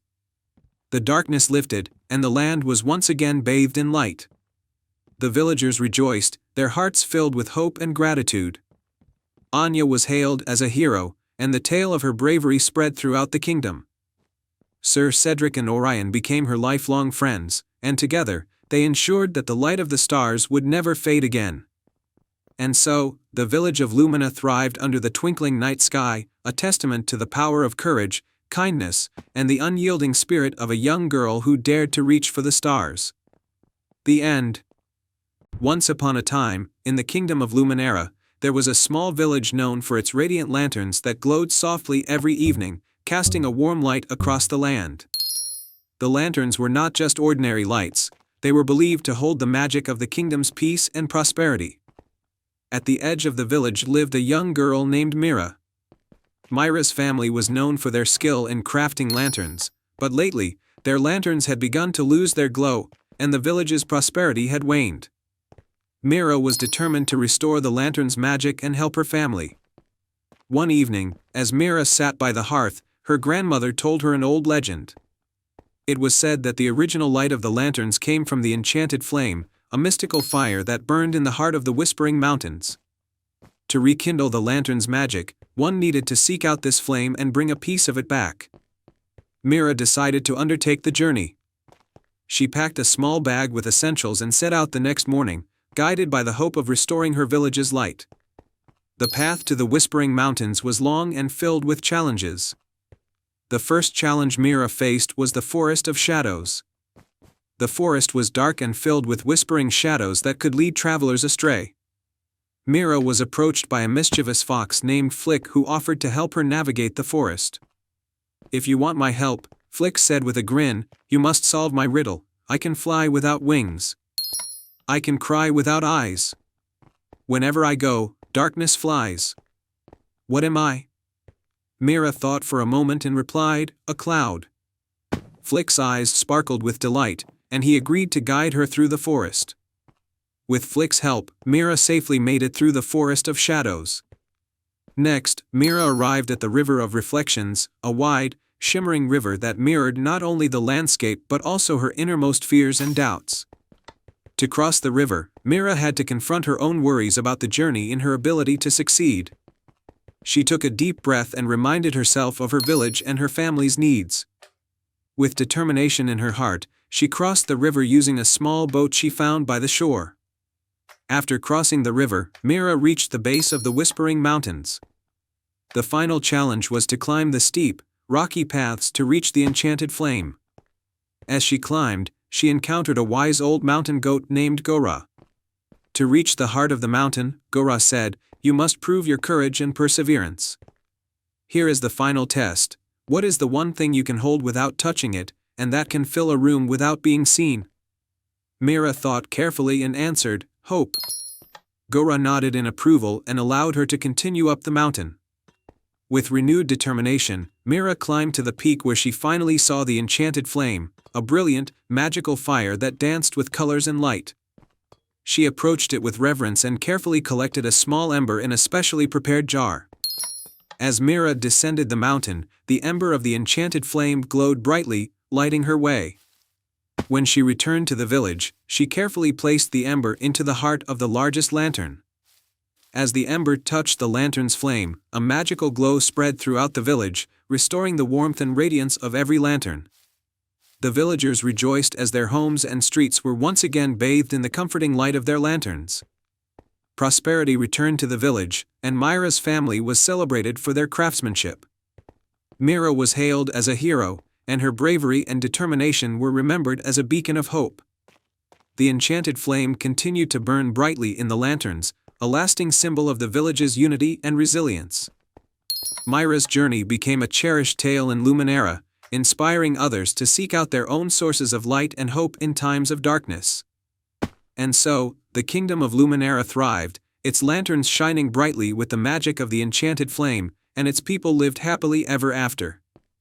Once upon a time, in a land far beyond the mountains and forests, there was a peaceful kingdom called Lemuria. The kingdom was blessed with fertile lands, sparkling rivers, and kind-hearted people.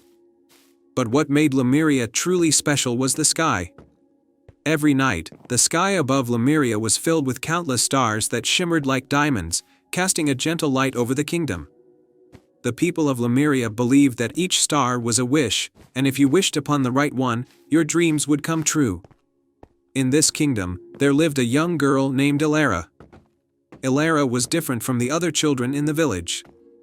While they played and laughed during the day, Elara spent most of her time gazing up at the night sky.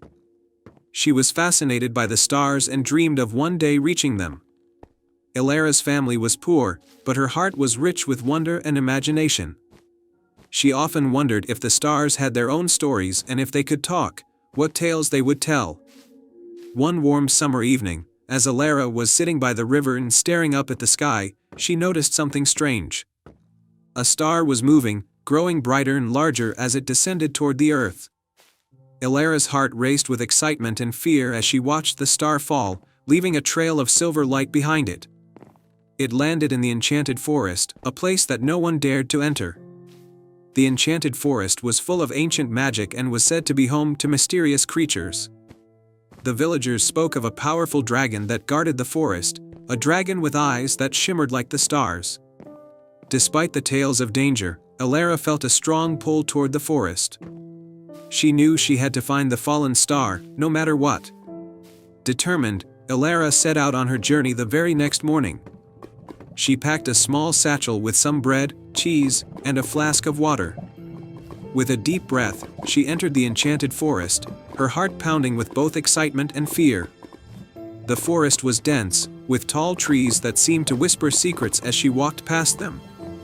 The air was thick with the scent of moss and wildflowers, and beams of sunlight filtered through the leaves, casting dancing shadows on the ground. As Elara ventured deeper into the forest, she heard the soft trickling of a stream and the distant hoot of an owl. The forest was alive with sounds, but it was not frightening.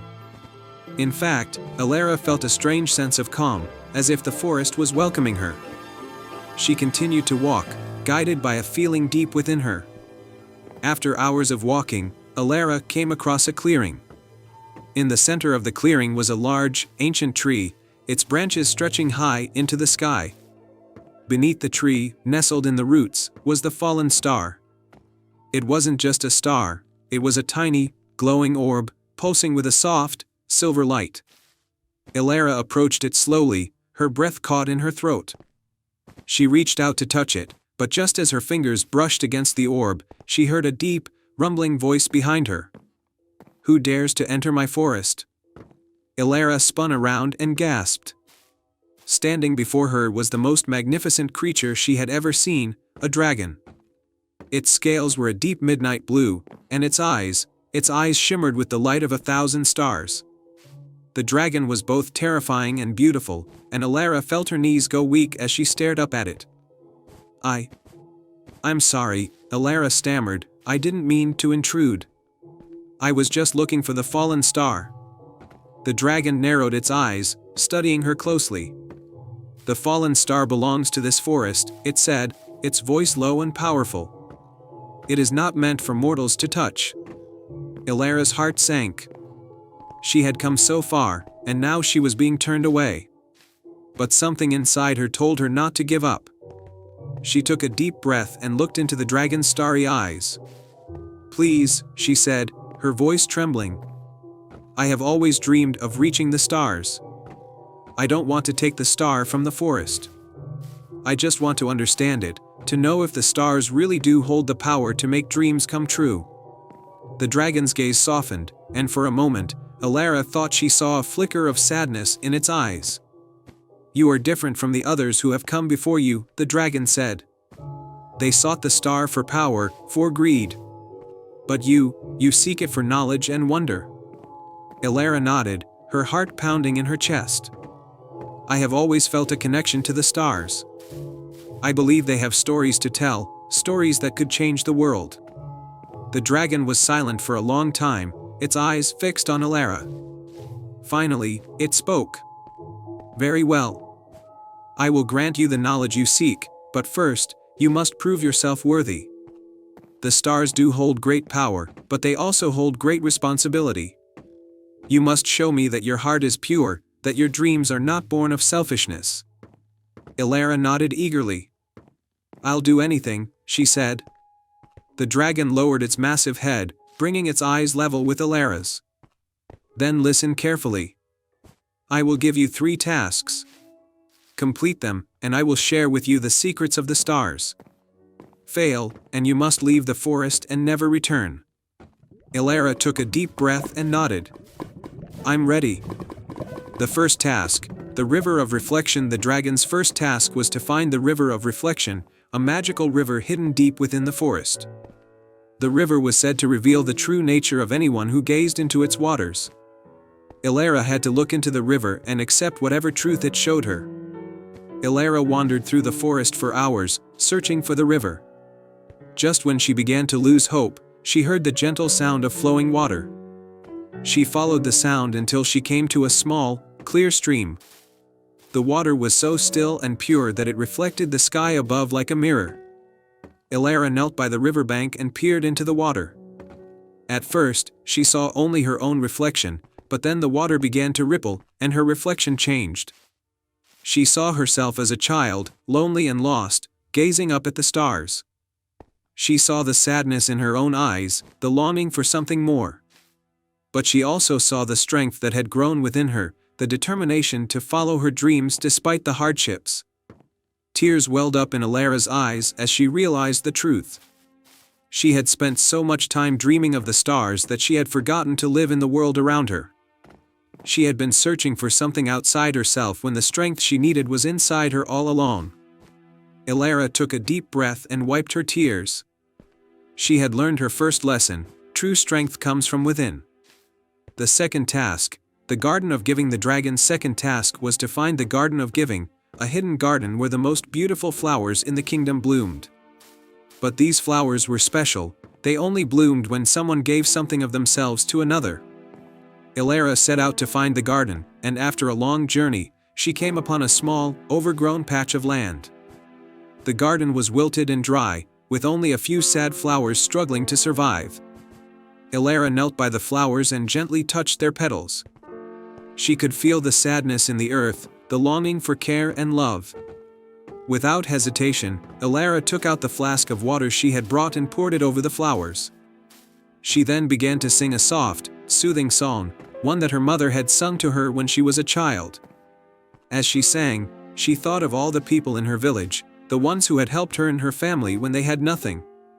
She thought of the kindness of strangers and the warmth of giving without expecting anything in return. Slowly, the garden began to come to life. The flowers lifted their heads, their colors growing brighter and more vibrant. The air was filled with their sweet fragrance, and Elara smiled, knowing she had passed the second task. She had learned her second lesson: true beauty comes from giving and sharing with others. The third task, the Valley of Dreams. The dragon's final task was the most difficult. Elara had to find the Valley of Dreams, a place where all the hopes and wishes of the world gathered. But the valley was also home to the nightmares, dark creatures that fed on fear and doubt. Elara had to face her greatest fear and overcome it to prove that her dreams were strong enough to withstand the darkness. Elara traveled for days, searching for the valley. She finally found it at the edge of the forest, a place where the trees thinned out and the land opened up into a wide, misty plain. The air was thick with tension, and Elara could feel the presence of the nightmares lurking in the shadows. As she entered the valley, the mist grew thicker, and she began to hear whispers, soft, taunting voices that filled her mind with doubt. They told her she was foolish for dreaming, that she would never reach the stars, that her journey had been for nothing. Elara's heart pounded with fear, and for a moment, she felt like giving up. But then she remembered the lessons she had learned, the strength within herself, the power of giving, and the belief in her dreams.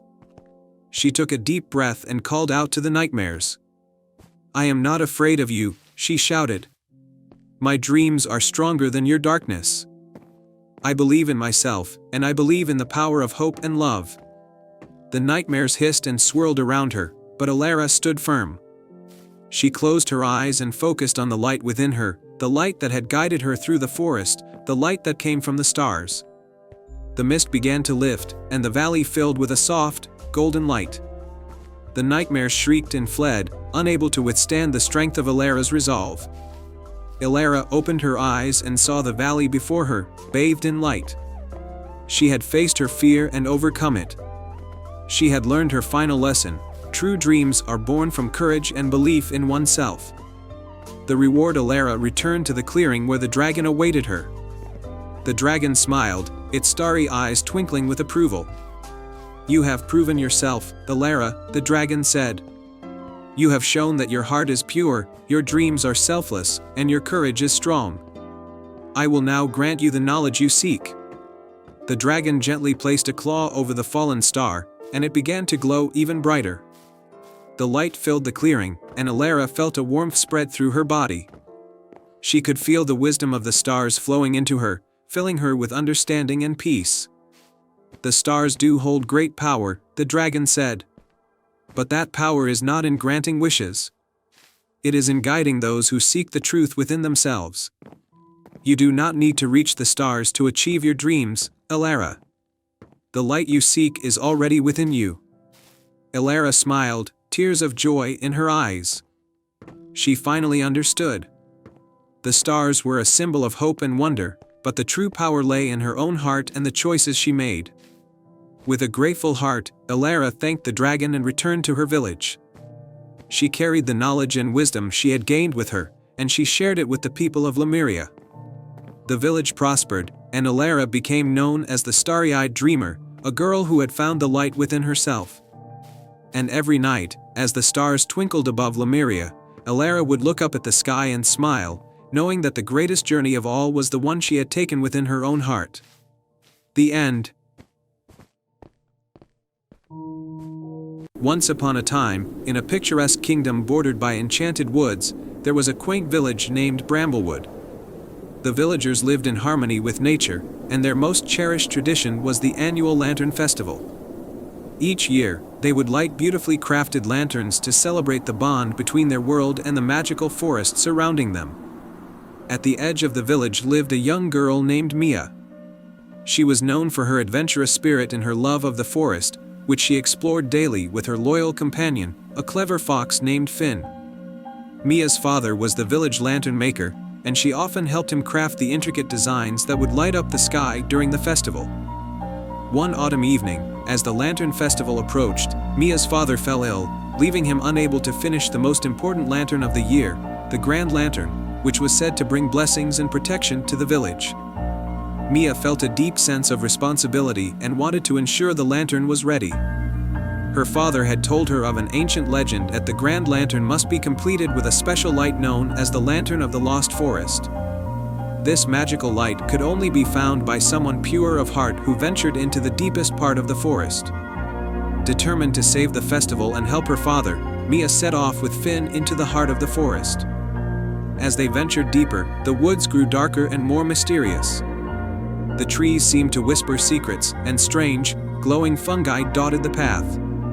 Their journey took them to the edge of a hidden glade, where a sparkling river flowed through the center. There, by the water's edge, they found an old, crumbling bridge leading to a small island.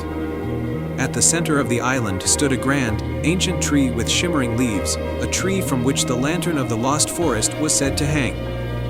As Mia and Finn carefully crossed the bridge, they noticed a shimmering figure, an ethereal spirit of light, hovering near the tree. The spirit was gentle and serene, with eyes like pools of stardust. "Welcome, Mia," the spirit said in a voice like soft chimes. "I have been expecting you. To receive the Lantern of the Lost Forest, you must first prove your worth." The spirit then revealed 3 trials, each designed to test Mia's courage, wisdom, and kindness. The first trial was to cross a treacherous river filled with swirling, magical currents. Mia used her wits and fashioned a makeshift raft from vines and fallen branches, allowing herself and Finn to safely cross. The second trial was to solve a riddle posed by a wise old owl perched high in the tree's branches. The riddle was, "I have cities, but no houses, I have mountains, but no trees, I have water, but no fish. What am I?" Mia thought deeply and answered, "A map." The owl hooted with approval and granted them passage to the final trial. For the third trial, Mia had to demonstrate her kindness. She came across a wounded fawn struggling to walk. Without hesitation, Mia and Finn carefully tended to the fawn's injury, using herbs and gentle care to heal it. The fawn, now strong and lively, nuzzled Mia in gratitude. With the final trial complete, the spirit of light appeared once more and smiled warmly. "You have shown courage, wisdom, and kindness. You are worthy of the Lantern of the Lost Forest." The spirit led Mia and Finn to a hidden alcove where the lantern, glowing with a soft, golden light, was suspended from a branch. Mia carefully took the lantern, and its light seemed to grow brighter with each step they took, guiding them back to Bramblewood. Upon their return, the villagers were overjoyed to see Mia with the Grand Lantern completed and the Lantern of the Lost Forest. As night fell and the festival began, Mia and Finn placed the lantern in its special place, where it bathed the village in a warm, protective glow. The lantern's light seemed to weave through the air, creating patterns of hope and joy. The Lantern Festival was the most magnificent one Bramblewood had ever seen. The light from the Grand Lantern, enriched by the magic of the Lantern of the Lost Forest, filled every corner of the village with a sense of wonder and unity. Mia's father, though still recovering, was deeply touched by his daughter's bravery and the love shown by the villagers. And so, the legend of the Lantern of the Lost Forest was celebrated year after year, reminding the villagers of the power of courage, wisdom, and kindness. Mia's adventure became a beloved tale, passed down through generations, inspiring all who heard it to seek the light within their own hearts. And they all lived happily ever after. Once upon a time, in a kingdom nestled between towering mountains and lush forests, there lived a young princess named Lila. She was known far and wide for her kindness, wisdom, and beauty. Her long, golden hair shone like the sun, and her laughter was as sweet as a spring breeze. But what truly set Princess Lila apart was her voice. When she sang, the birds would stop to listen, the flowers would bloom a little brighter, and even the rivers seemed to dance to her melody. One day, as Princess Lila was walking in the royal gardens, she heard a strange sound. It was a soft, sad song carried on the wind, and it seemed to be coming from the direction of the great river. The great river was the lifeblood of the kingdom, winding its way through villages and fields, providing water and food for all who lived near it. But now, it seemed to be crying out in sorrow. Lila followed the sound until she reached the riverbank. There, she saw something that made her heart ache. The once clear waters of the great river were murky and slow, and the fish that usually swam happily in its depths were nowhere to be seen. The trees along the banks had lost their vibrant green leaves, and the air was heavy with sadness. As Lila knelt by the river, she noticed a small, shimmering figure appear in the water. It was a water sprite, a tiny, magical being who lived in the river and cared for its well-being. The sprite was crying, her tears mingling with the river's waters. "Why are you crying, little one?" Lila asked gently. The sprite looked up at her with tearful eyes. "Oh, Princess Lila, our river is dying. The magic that once flowed through it is fading, and soon it will dry up completely. Without the river, the kingdom will wither, and all who depend on it will suffer." Lila's heart filled with determination. "What can we do to save the river? There must be something." The sprite shook her head sadly. "The only way to save the river is to find the Singing Stone, a magical gem that lies hidden deep within the mountains. The stone's song is powerful enough to restore the river's magic, but no one has seen it for centuries. Many have tried to find it, but the journey is dangerous, and the path is filled with trials." Lila stood up, her resolve unwavering. "I will find the Singing Stone and save our river. Tell me where to begin, and I will set out at once." The sprite looked at Lila with hope in her eyes. "You are brave, princess. The journey will not be easy, but I believe in you.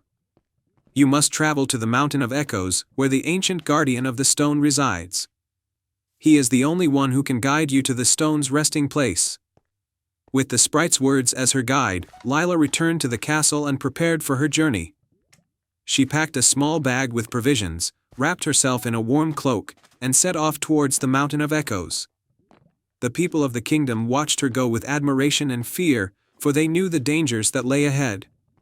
The Mountain of Echoes. After several days of travel, Lila reached the foot of the Mountain of Echoes.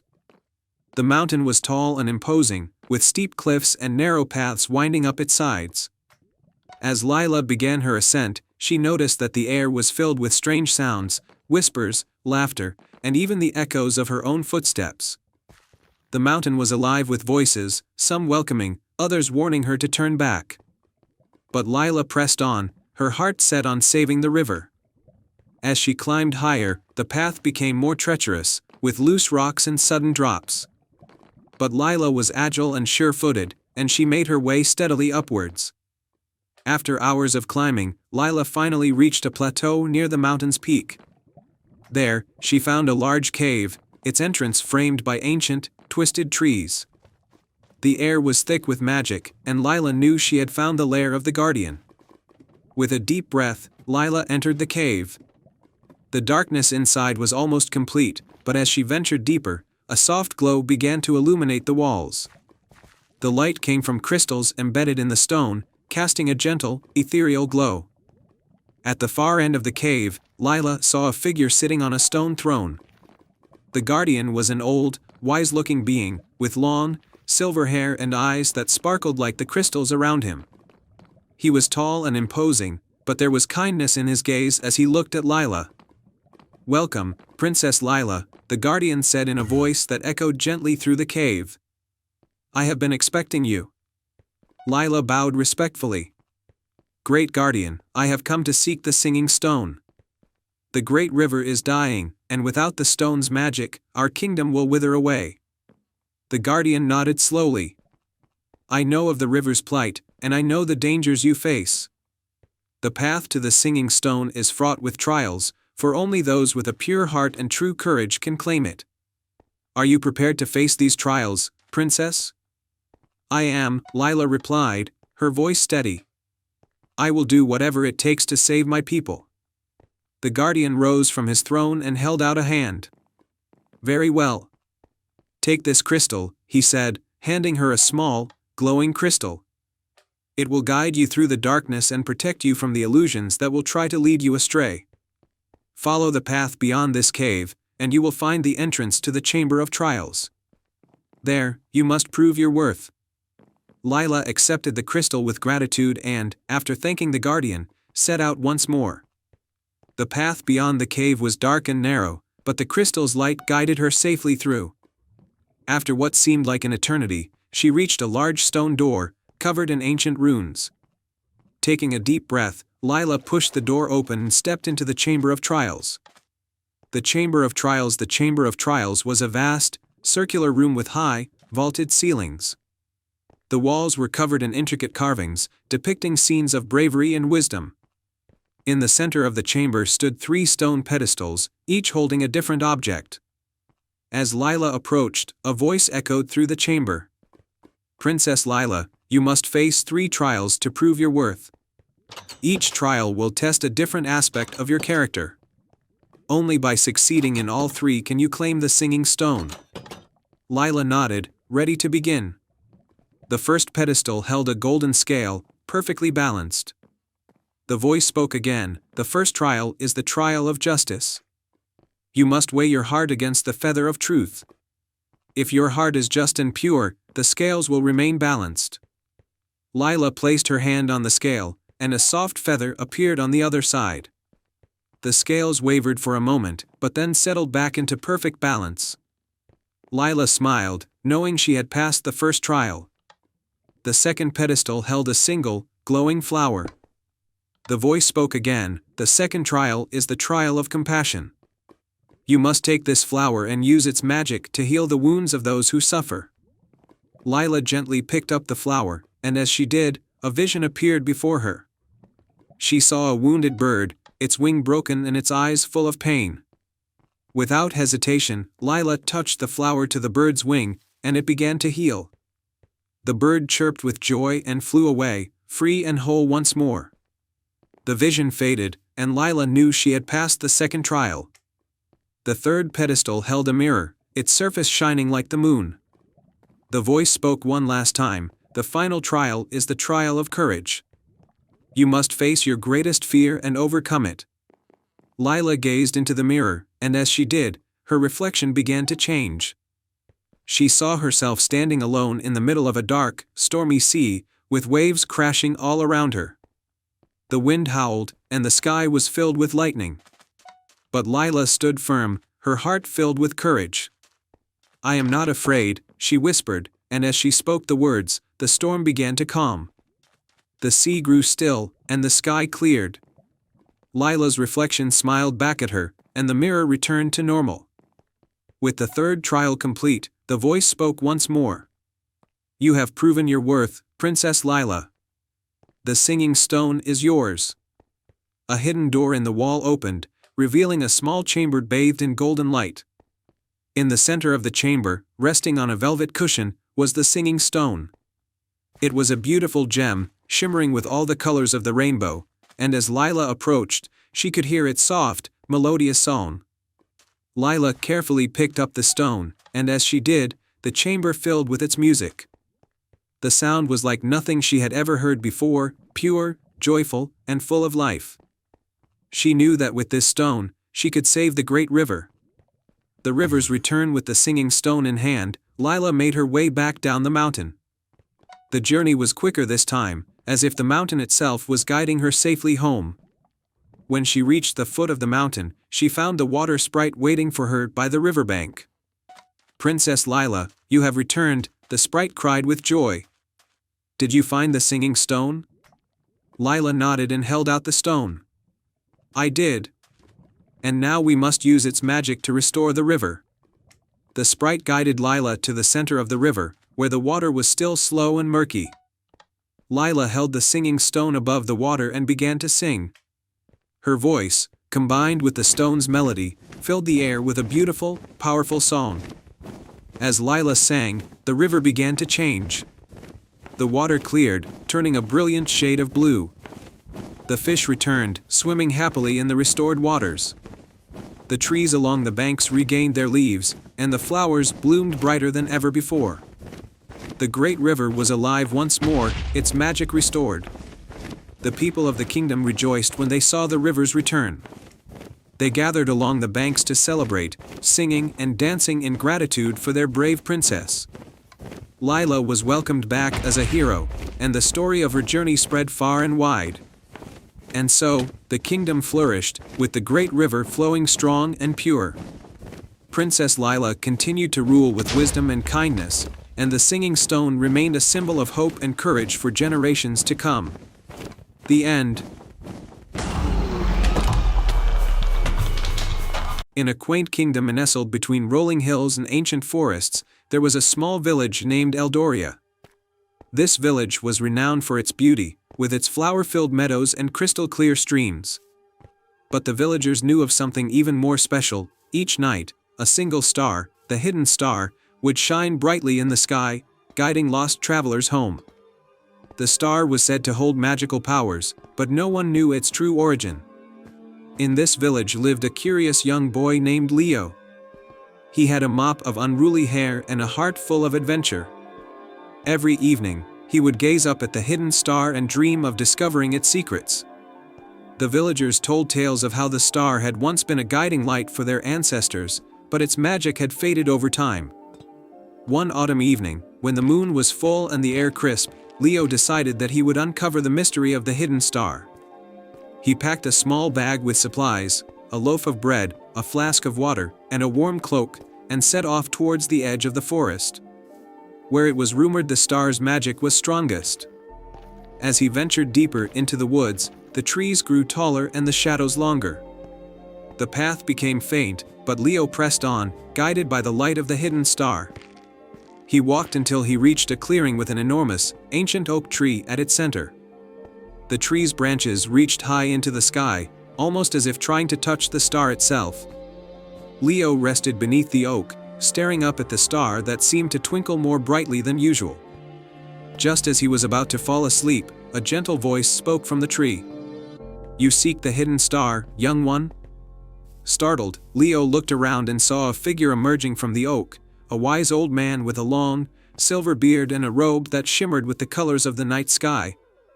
He was the Star Keeper, a guardian of the hidden star's magic. "Yes," Leo said, finding his voice. "I want to understand the star's secret and restore its magic to help our village." The Starkeeper's eyes twinkled with approval. A noble quest indeed. But the star's magic lies not just in its light but in the heart of the one who seeks it. The Starkeeper extended his hand, and a small, glowing orb appeared. "This is the Heartstone. It holds the essence of the star's magic.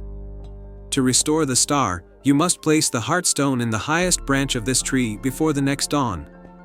Leo accepted the Heartstone, feeling its warmth in his hands. He climbed the ancient oak, carefully navigating the gnarled branches. As he neared the top, the wind picked up, making the task more challenging. But Leo's determination never wavered. He reached the highest branch and placed the Heartstone gently. As soon as the Heartstone touched the branch, the star's light intensified, sending a beam of pure silver light down to the clearing. The ancient oak began to shimmer, and the surrounding forest was bathed in a soft, magical glow. The Star Keeper appeared beside Leo. "You have done it, young Leo. You have restored the star's magic. Not only with the Heartstone but with your courage and pure heart." The light from the star grew brighter and brighter until it enveloped Leo in a warm embrace. He felt a sense of peace and fulfillment. The Star Keeper smiled. "The hidden star will now shine more brightly than ever, and its magic will guide and protect your village." As dawn approached, the star's light gradually faded, but the forest remained filled with a gentle, magical glow. Leo descended from the oak, his heart light and full of joy. He returned to Eldoria, where the villagers marveled at the renewed brilliance of the hidden star in the sky. From that day on, the hidden star shone with a radiance that lit up the night and brought hope to all who looked up. Leo's bravery and kindness became legendary, and the village thrived under the star's renewed magic. Every night, as the star's light danced across the sky, the villagers would remember the tale of the boy who restored the star's magic and the heart that made it all possible. Once upon a time, in a cozy little village nestled between rolling hills, there lived a curious kitten named Kiki. Kiki had bright green eyes, soft gray fur, and an insatiable curiosity about the world around her. While the other kittens in the village were content to play with yarn and chase butterflies, Kiki always dreamed of discovering new and exciting places. One sunny morning, as Kiki was exploring the outskirts of the village, she stumbled upon an old, forgotten path overgrown with ivy and wildflowers. Her whiskers twitched with excitement as she sniffed the air. She had never seen this path before, and her adventurous spirit urged her to follow it. Kiki trotted down the path, her paws making soft sounds on the moss-covered ground. The further she went, the more magical the surroundings became. Birds with bright plumage sang sweet melodies, and butterflies of every color danced around her. After a while, Kiki reached a tall, ancient wooden gate covered in vines. With a gentle push of her paw, the gate creaked open, revealing a hidden garden. It was the most beautiful place Kiki had ever seen. The garden was filled with vibrant flowers, tall trees with golden leaves, and a sparkling stream that wound its way through the center. At the heart of the garden stood a magnificent fountain, its water glistening in the sunlight. As Kiki explored the garden, she noticed something unusual about the fountain. At its base was an intricate mosaic depicting a story. It showed a young girl and a kitten, just like Kiki, discovering the garden and embarking on a grand adventure. Curiosity piqued, Kiki examined the mosaic closely and found a hidden compartment. Inside was a small, ornate key. "I wonder what this opens," Kiki thought, her green eyes sparkling with anticipation. Just then, a soft voice called out, "Hello, little kitten. What brings you to our magical garden?" Kiki turned to see a graceful, shimmering fairy with delicate wings fluttering nearby. The fairy introduced herself as Lila, the guardian of the hidden garden. "Hello, Lila," Kiki replied. "I found this key near the fountain. Do you know what it opens?" Lila smiled kindly. "That key unlocks the door to the enchanted glade, a place filled with wonders and secrets. But the journey to the glade is not easy. You must be brave and kind-hearted to reach it." Kiki felt a mix of excitement and determination. "I'm ready for the adventure," she said confidently. Lila nodded and pointed to a small, hidden door at the edge of the garden. Kiki approached the door, inserted the key, and with a soft click, it opened. Beyond the door lay a path lined with glowing flowers and twinkling lights. As Kiki ventured down the path, she encountered various magical creatures. She helped a family of fireflies find their lost child, guided a confused hedgehog back to his home, and shared her food with a hungry rabbit. With each act of kindness, the path grew brighter, and Kiki felt more confident. Finally, after what seemed like a long journey, Kiki reached the enchanted glade. It was a breathtaking sight. The glade was filled with the soft glow of bioluminescent plants, and the air was filled with the sweet scent of jasmine. In the center of the glade was a large, ancient tree with golden bark and silver leaves. At the base of the tree was a small door, much like the one in the garden. Kiki used the key one last time, and the door opened to reveal a hidden chamber filled with treasures, shimmering crystals, golden trinkets, and a book bound in velvet. Kiki carefully opened the book, and to her surprise, it told the story of her journey, the friends she had helped and the challenges she had overcome. At the end of the story, it read, "The greatest treasure of all is the kindness and courage you have shown." Just then, Lila appeared beside her. "You have done well, Kiki," she said softly. "This glade and its treasures are a reward for your bravery and kindness. You are always welcome here." Kiki's heart swelled with pride and happiness. She thanked Lila and promised to return. With the key in her paw, she made her way back to the hidden garden and through the old gate, returning to the village. The other kittens greeted her with wide eyes and eager questions about her adventure. Kiki shared her story, and from that day on, she was known as the bravest and kindest kitten in the village. Kiki continued to explore, always ready for the next adventure, and she never forgot the magical garden and the enchanted glade. She kept the key close, a reminder of the incredible journey and the friends she had made along the way. And so, Kiki the curious kitten lived happily, with a heart full of kindness and a spirit always eager for the next adventure. The end. Once upon a time, in the enchanting kingdom of Lumina, there was a hidden valley known as the Valley of Stars. This valley was renowned for its stunning night sky, where stars seemed to dance and twinkle with a magical light. At the heart of the valley was the Celestial Fountain, a mystical spring said to have the power to grant a single wish under the light of a starfall. In a quaint village on the edge of the valley lived a kind and imaginative girl named Lyra. She was known for her love of stargazing and her dream of one day witnessing the legendary starfall. Her best friend was a spirited young rabbit named Tilly, who had a knack for solving puzzles and finding hidden paths. One crisp autumn evening, Lyra and Tilly noticed that the sky was clearer than usual and the stars seemed to shine more brightly. They decided that tonight might be the night of the starfall. With excitement in their hearts, they set off toward the Valley of Stars. As they entered the valley, they saw the celestial fountain shimmering under the starry sky. However, the path to the fountain was blocked by 3 magical gates, each with a unique puzzle that needed to be solved before they could reach the fountain. The first gate was the Gate of Shadows. It was adorned with intricate carvings of celestial creatures and had a riddle inscribed on it.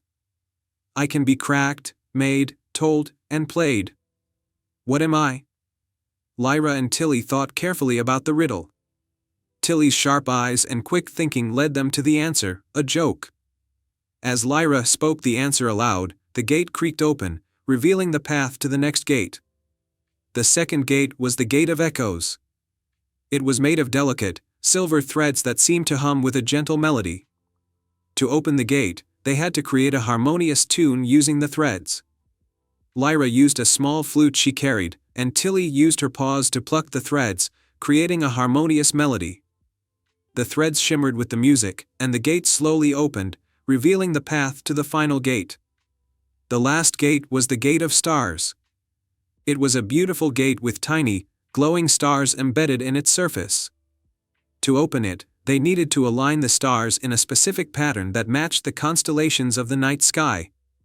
Lyra and Tilly carefully studied the constellations and worked together to align the stars on the gate. As they completed the pattern, the gate glowed brightly and swung open, allowing them to approach the celestial fountain. The celestial fountain sparkled with an otherworldly light, and as the first stars began to fall from the sky, Lyra and Tilly knew the starfall had begun. The fountain's water glistened with the colors of the starfall, creating a mesmerizing display. Lyra took a deep breath and made her wish, her heart filled with hope and gratitude. "I wish for the beauty and magic of the Valley of Stars to always be preserved, so that others may experience its wonder." The celestial fountain's water sparkled even more brightly, and a gentle breeze carried Lyra's wish throughout the valley.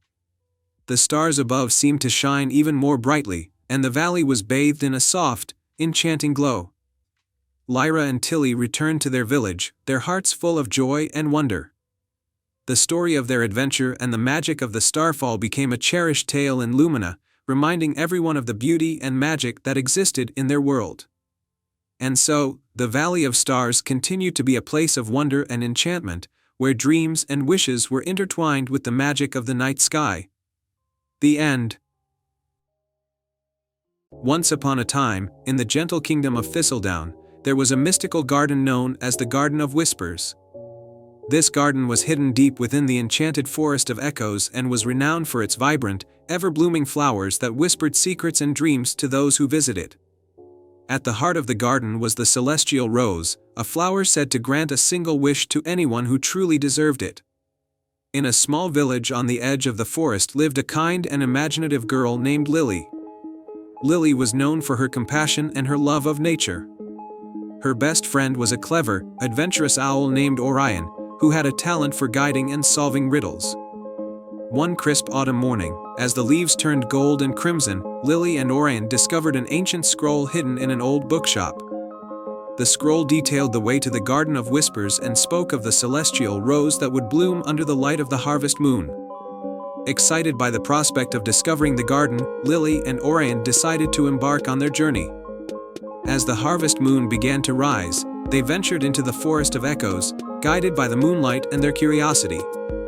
As they entered the forest, they were greeted by the soft rustling of leaves and the gentle hum of hidden creatures.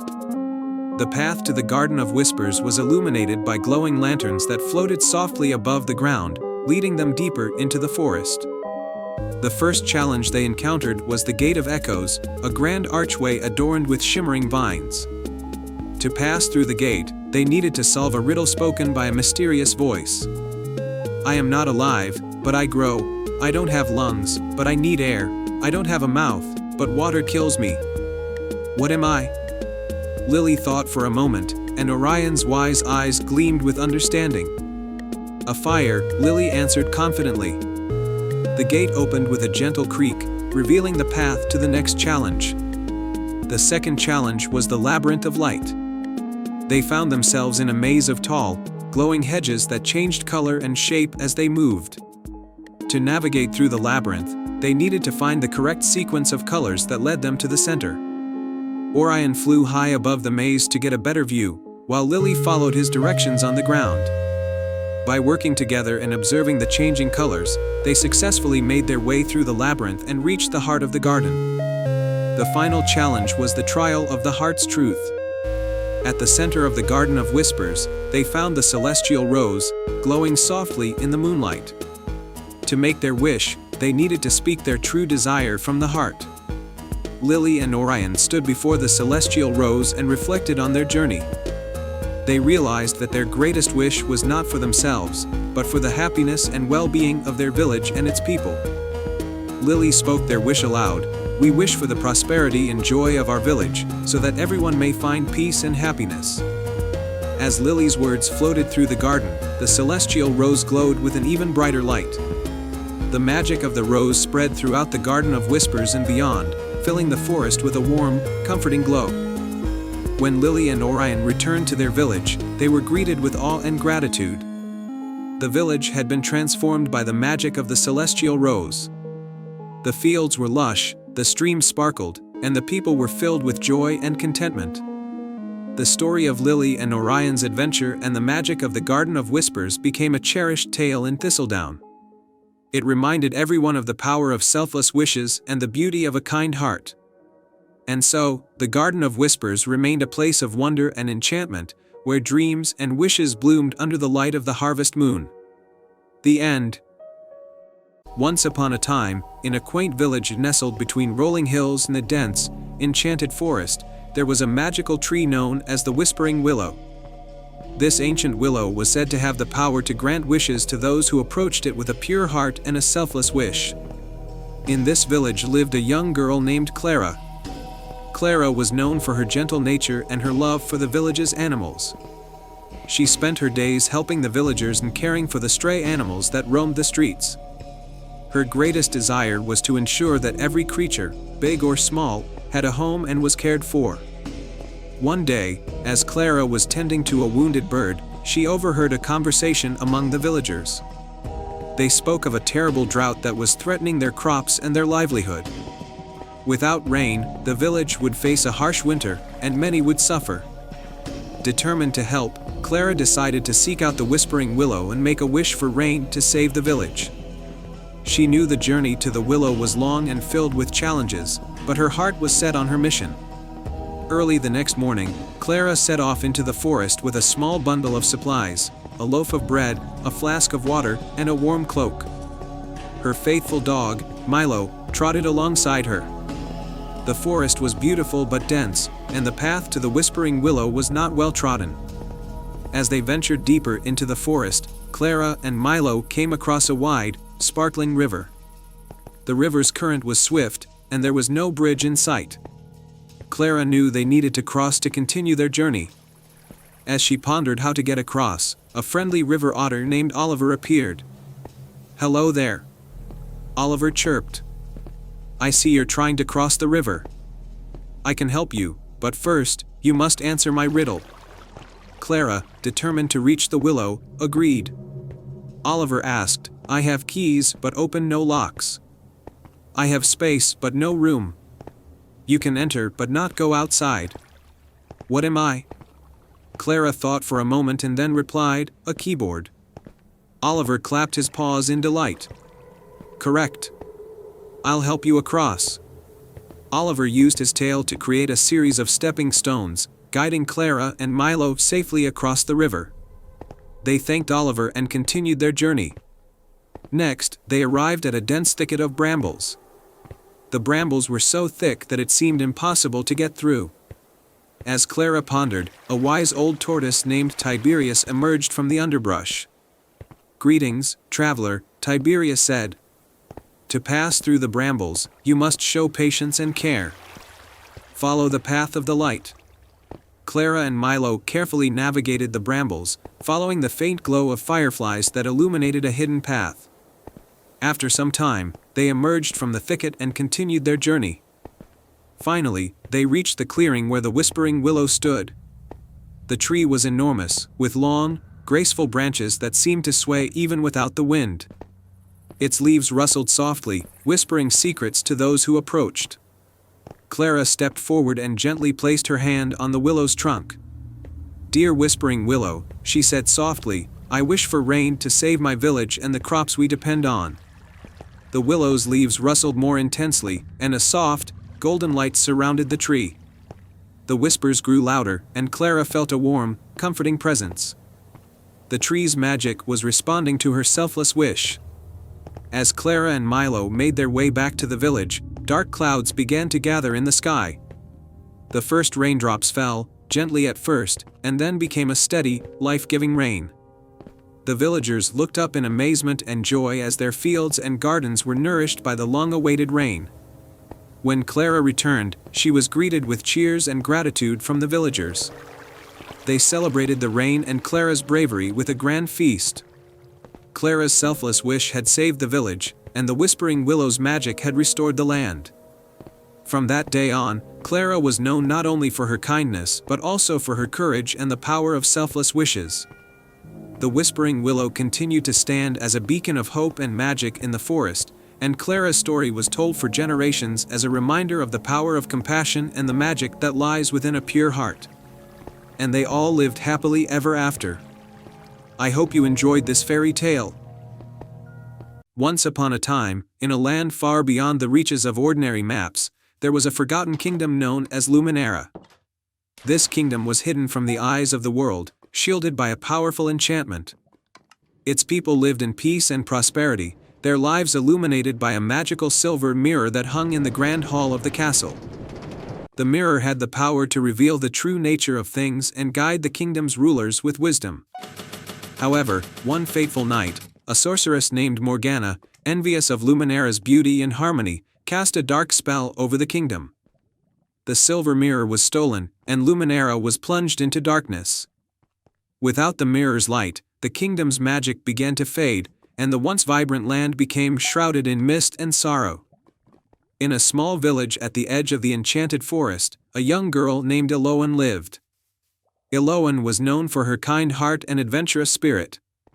She often heard tales of the lost kingdom and its magical mirror from the village elders, and she dreamed of restoring the kingdom to its former glory. One day, while exploring the forest, Eloan stumbled upon an ancient tree with a door carved into its trunk. Intrigued, she opened the door to find an old, dusty journal inside. The journal belonged to the last royal historian of Luminera, and it contained clues about the mirror's whereabouts and how to break the enchantment. Determined to help, Eloan took the journal to the village elder. After studying it carefully, the elder told her, to retrieve the silver mirror and restore Luminera, you must first find the 3 enchanted keys hidden throughout the land. These keys will unlock the path to the mirror and dispel Morgana's dark magic. Armed with the journal and a heart full of courage, Eloan set out on her quest. Her journey took her through lush meadows, over treacherous mountains, and into the depths of mysterious caves. The first key was hidden in the Whispering Grove, a forest where the trees could speak. There, Eloan met a wise old tree named Arboris. The tree spoke in riddles, and Eloan had to solve them to earn the first key. Arboris asked, I am not alive, but I grow. I don't have lungs, but I need air. I don't have a mouth, but water kills me. What am I? Eloan thought for a moment and replied, fire. Arboris's branches swayed in approval, and he handed her the first key, a delicate silver feather. Next, Eloan ventured to the crystal caverns, where the second key was said to be hidden. The caverns were filled with dazzling crystals that reflected light in every direction. There, she encountered a clever crystal dragon named Ignis. Ignis posed a challenge. To earn the second key, you must find the hidden crystal among the many.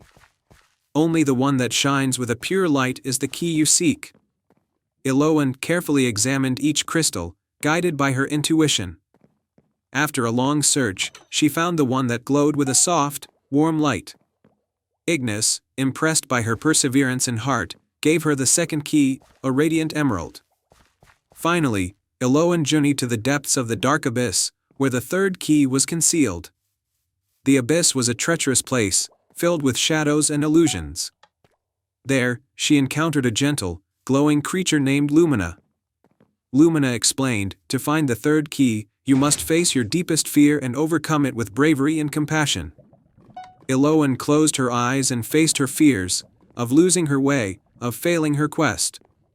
With each fear she confronted, she felt a surge of courage and resolve.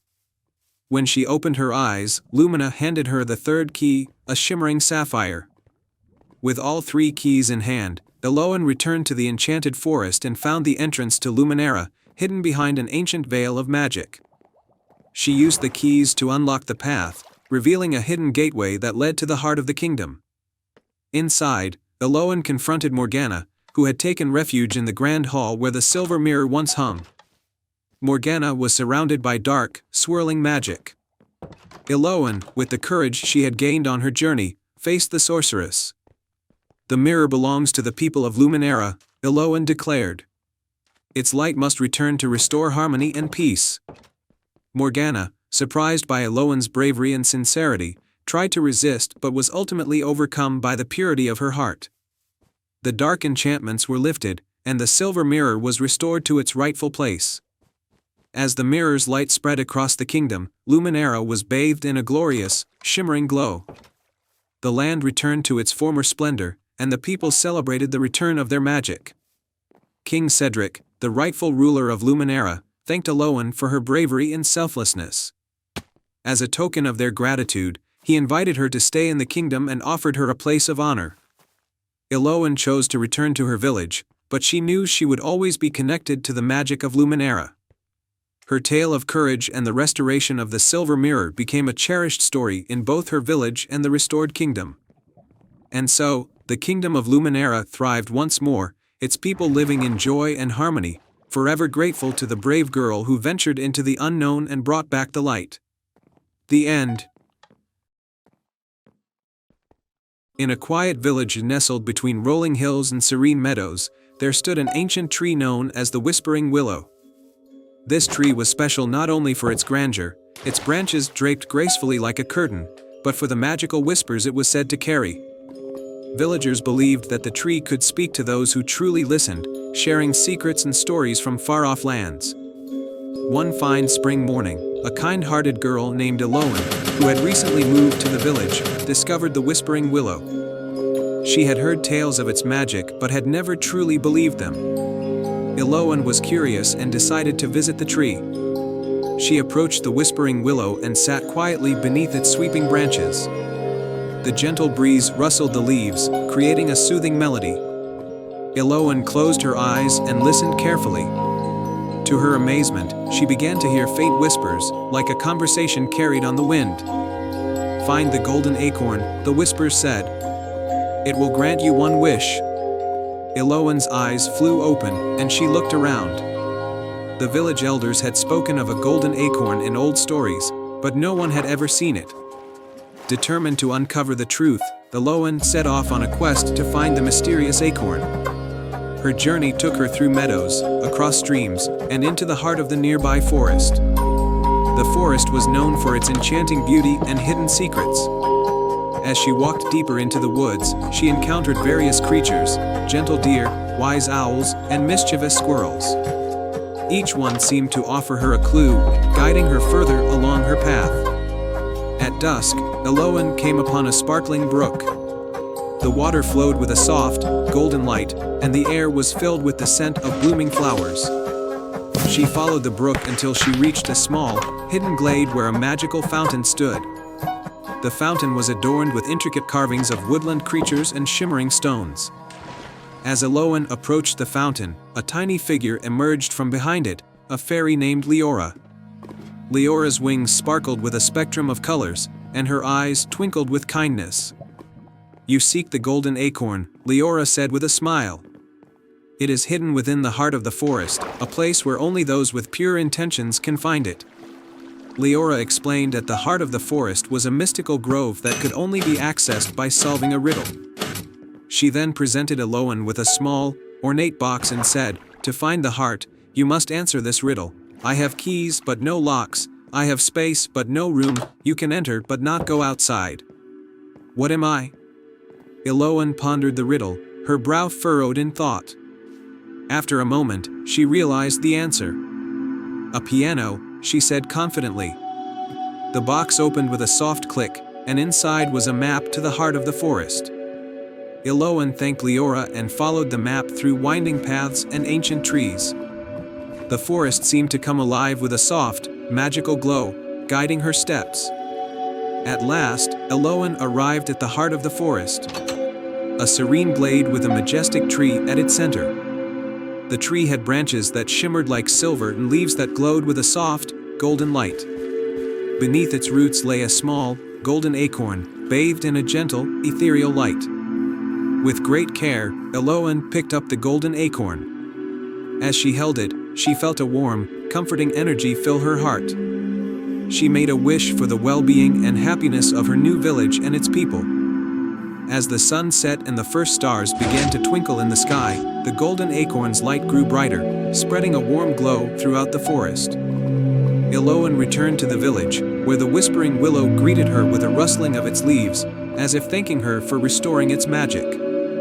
The village soon experienced a wave of good fortune and harmony. Crops flourished, families grew closer, and a sense of joy filled the air. The Whispering Willow's whispers were now filled with tales of hope and happiness, and the villagers celebrated Elowen's bravery and kindness. Elowen continued to visit the Whispering Willow, listening to its tales and sharing the magic she had found.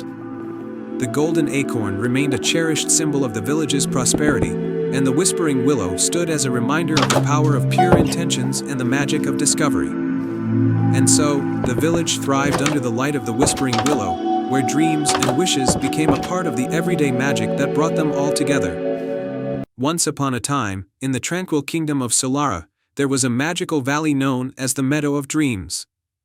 This valley was famed for its breathtaking beauty in the presence of the dream flower, a rare blossom that could bring one's dreams to life. The dream flower only bloomed once every 100 years, under the light of a special blue moon. In a small village at the edge of the valley lived a kind-hearted boy named Eric. Eric had always been fascinated by the stories of the dream flower and dreamed of seeing it bloom. His closest friend was a gentle fawn named Faye, who had an innate sense of wonder and a love for adventure. One evening, as the blue moon began to rise, Eric and Faye decided to venture into the Meadow of Dreams to witness the rare bloom. They walked through fields of twinkling fireflies and past sparkling streams, guided by the light of the moon. When they reached the Meadow of Dreams, they were greeted by a breathtaking sight. The meadow was bathed in the soft, ethereal glow of the blue moon, and the dream flower stood in the center, shrouded in a gentle mist. But as they approached, they noticed that the dream flower was surrounded by a series of magical barriers, each one shimmering with a different color. A soft voice, as gentle as a breeze, spoke from the dream flower. To reach the dream flower and see its bloom, you must complete 3 tasks. Only those with pure hearts and true intentions will succeed. Eric and Faye nodded and prepared for the first task, the trial of harmony. They needed to calm the swirling colors of the barriers, which were in constant motion and created a dissonant melody. Eric and Faye observed the barriers and realized that they needed to harmonize their movements to create a soothing melody. Faye used her graceful movements to guide the colors into a synchronized dance, while Eric played a tune on a small flute he carried. As their melody filled the air, the barriers began to harmonize and form a gentle, calming glow, allowing them to pass through to the next task. The second task was the trial of courage. They arrived at a misty grove where a series of floating platforms led to a glowing orb suspended in midair. The platforms were high above a swirling fog, and Eric needed to retrieve the orb. Faye, sensing Eric's hesitation, encouraged him to trust his instincts. Eric took a deep breath and stepped onto the first platform. With each step, he grew more confident, guided by Faye's gentle encouragement. He reached the orb and carefully brought it back to the ground, proving his courage and determination. The final task was the trial of compassion. They found themselves in a tranquil glade where a small, injured bird lay nestled among the flowers. The bird's wing was damaged, and it looked up at them with hopeful eyes. Eric and Faye tenderly cared for the bird, using herbs and soft bandages that Faye had gathered. Eric spoke soothingly to the bird, and Faye carefully tended to its wing. As they worked together, the bird's strength returned, and it fluttered its wings with renewed vigor. With the 3 tasks completed, the barriers around the dream flower dissolved, revealing its delicate petals, which shimmered with an otherworldly light. The dream flower began to bloom, its petals unfolding in a mesmerizing display of colors that reflected the dreams and hopes of all who had ventured into the meadow. Eric and Faye watched in awe as the dreamflower's magic filled the meadow with a gentle, radiant glow. The dreamflower's bloom illuminated the night, and its magic touched their hearts, filling them with a sense of fulfillment and wonder. As the blue moon slowly faded, Eric and Faye made their wish. "We wish for the dreams of every person in Solara to be filled with hope and joy, so that the magic of the dreamflower may inspire and uplift everyone." The dreamflower's magic spread throughout the kingdom, bringing light and happiness to every corner of Solara. The villagers celebrated Eric and Faye's bravery and kindness, and the story of their adventure became a cherished legend in the kingdom. And so, the Meadow of Dreams continued to be a place of wonder and magic, where dreams and hopes blossomed under the light of the blue moon. The end. The tale of the wishing star. Once upon a time, in a village nestled between rolling hills and lush green forests, there lived a young girl named Ilara. Ilara was known throughout the village for her kind heart and her love of stargazing. Every night, after finishing her chores, she would climb the old oak tree in her backyard and sit on its highest branch, gazing up at the stars that twinkled like diamonds in the sky. Ilara had a special bond with the stars. Ever since she was a little girl, she believed that each star held a wish, and that if she wished upon the right one, her dreams would come true. But despite all her wishing, Ilara's life remained simple and ordinary. She lived in a small cottage with her grandmother, who had raised her since she was a baby. They were poor, but they were happy, for they had each other and the beauty of the night sky. One evening, as Ilara was sitting in her favorite spot in the oak tree, she noticed something unusual. A star, brighter than any she had ever seen, appeared in the sky. It shimmered with a soft, golden light that seemed to dance and pulse like a heartbeat. Ilara's eyes widened in wonder. She had never seen a star like this before. Curiosity and excitement filled her heart. "This must be a special star," she whispered to herself. "Perhaps it's the wishing star I've been waiting for." With a hopeful heart, Elara closed her eyes and made a wish. She wished for something she had always dreamed of, a life of adventure beyond the borders of her village, where she could explore the world and discover its many wonders. She wished to find her true purpose, something that would make her feel like she belonged to something greater. As she finished her wish, the star's light grew even brighter, and then, to Elara's amazement, it shot across the sky, leaving a trail of golden sparkles behind it. The star didn't disappear like a falling star would. Instead, it seemed to land somewhere in the forest beyond the village. Elara's heart raced with excitement. She knew she had to find the star. She quickly climbed down from the oak tree and rushed back to her cottage. She told her grandmother about the star and her wish. Her grandmother, wise and loving, smiled gently. "Elara, my dear, the stars have heard your wish.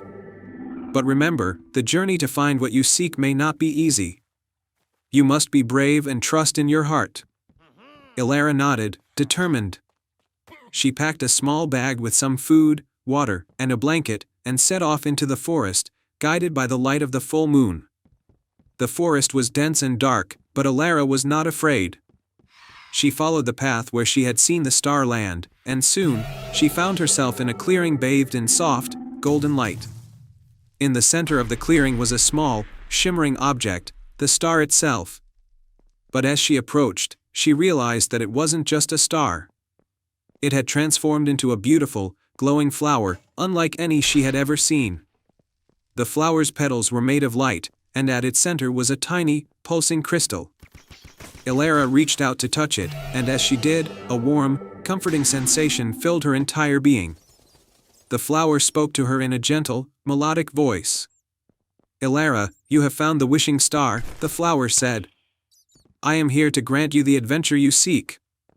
But to begin your journey, you must choose a path, the path of the heart, the path of the mind, or the path of courage. Each path will lead you to a different destiny. Choose wisely, for your choice will shape your future." Elara thought for a moment. The path of the heart sounded comforting and kind, the path of the mind promised wisdom and knowledge, and the path of courage spoke to the bravery she felt deep within her.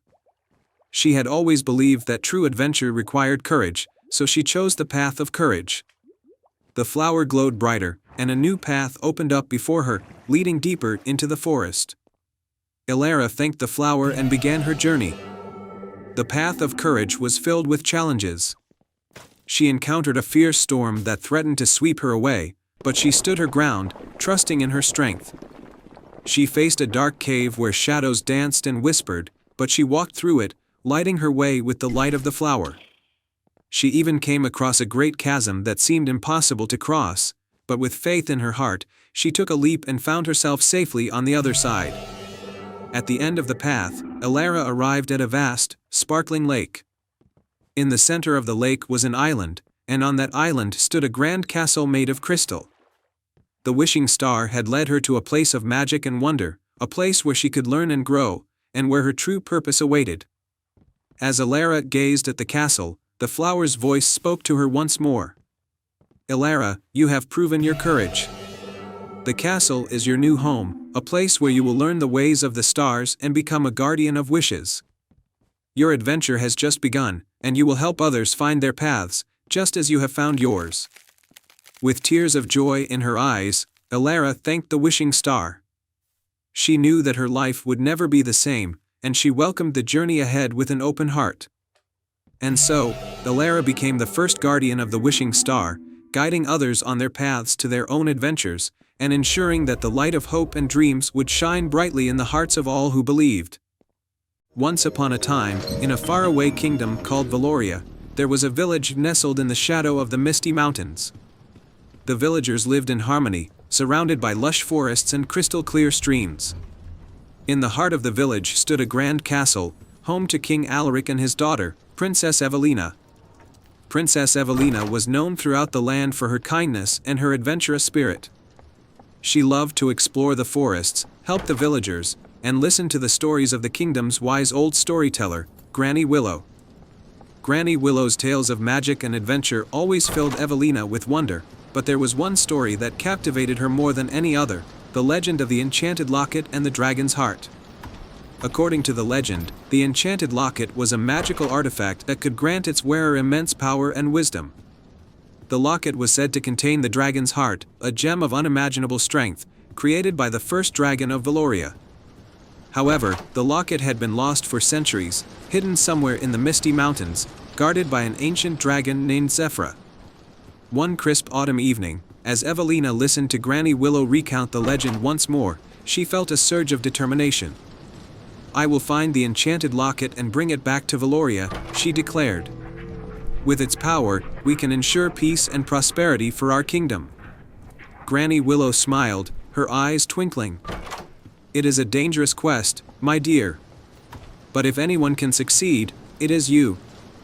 Remember, true strength lies not in power, but in the purity of your heart." The next morning, Evelina set off on her journey. She packed a small satchel with provisions, a map of the kingdom, and a locket that had belonged to her mother, a token of love and courage. As she ventured into the Misty Mountains, she encountered many challenges. The paths were treacherous, the winds howled fiercely, and the air grew colder with each step. After several days, Evelina reached the entrance of a dark cave, where she encountered a clever fox named Felix.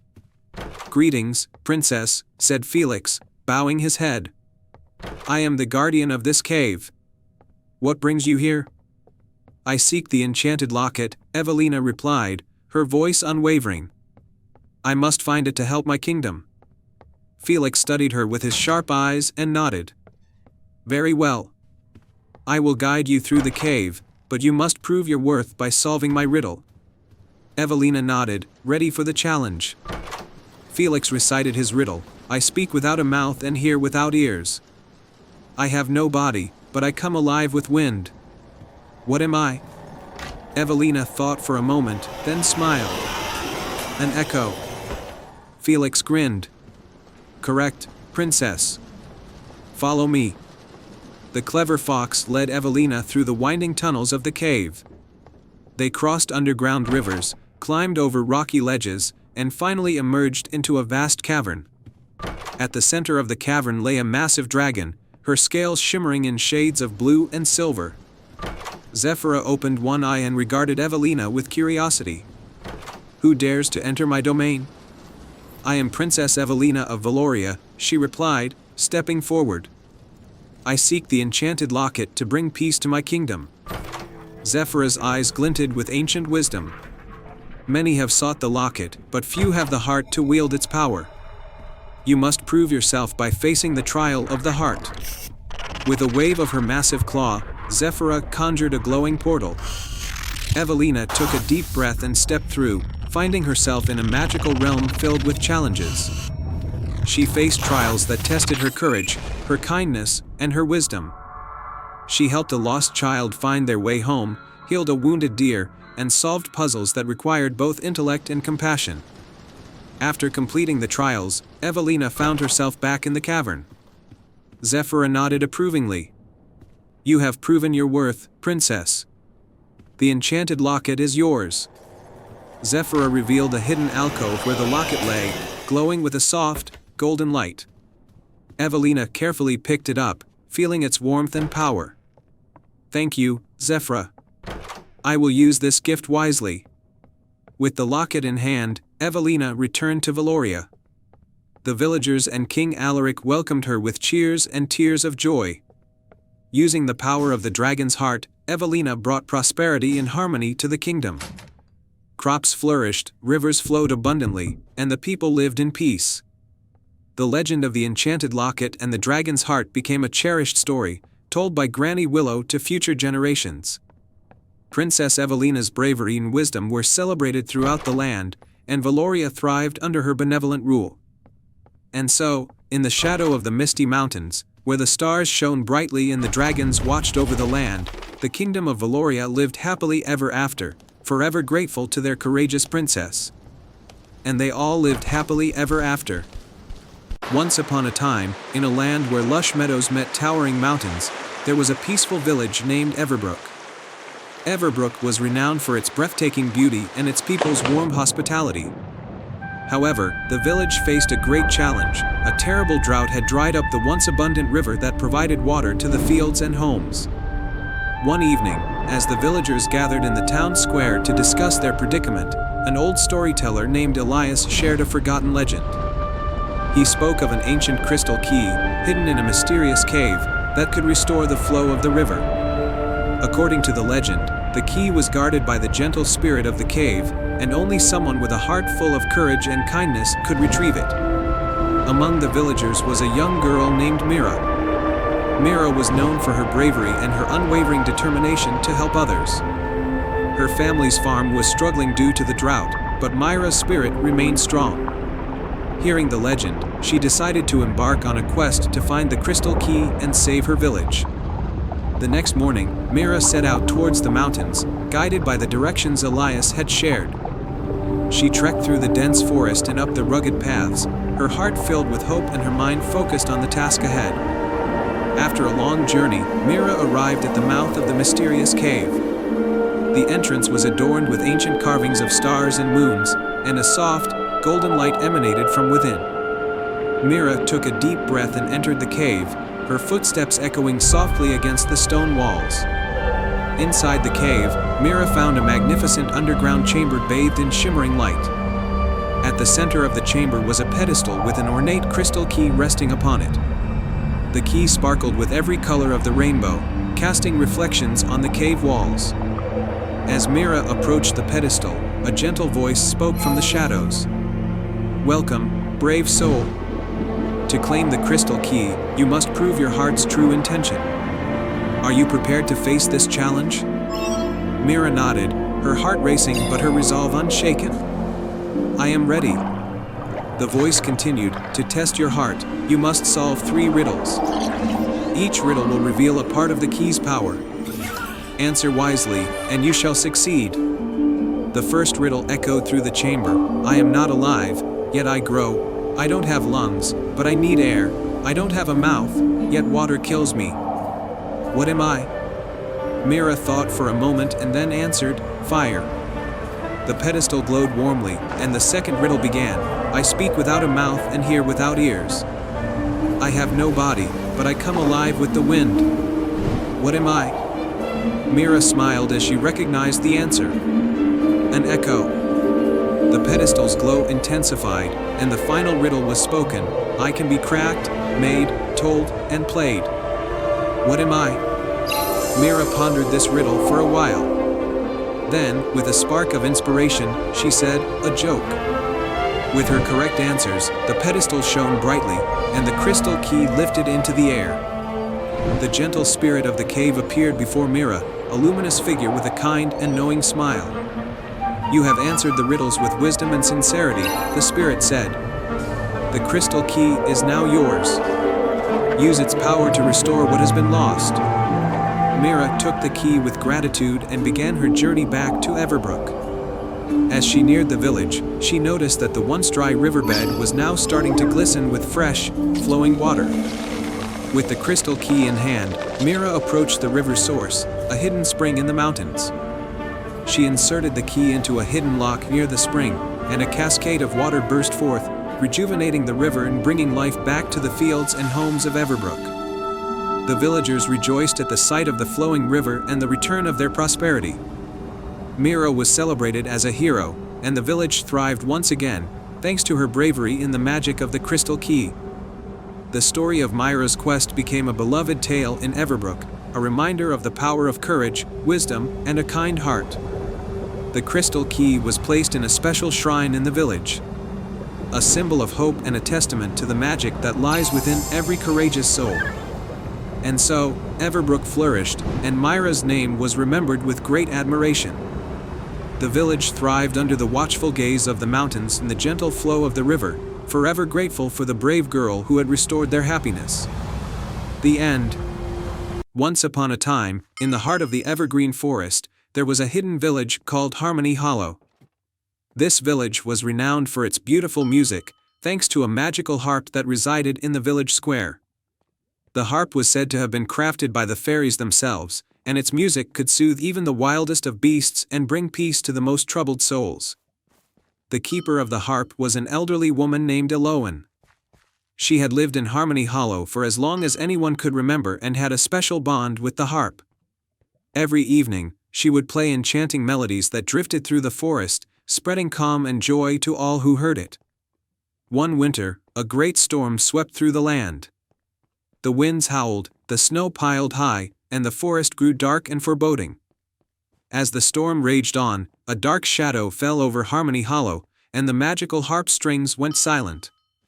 Elowen tried to play, but the harp refused to sing.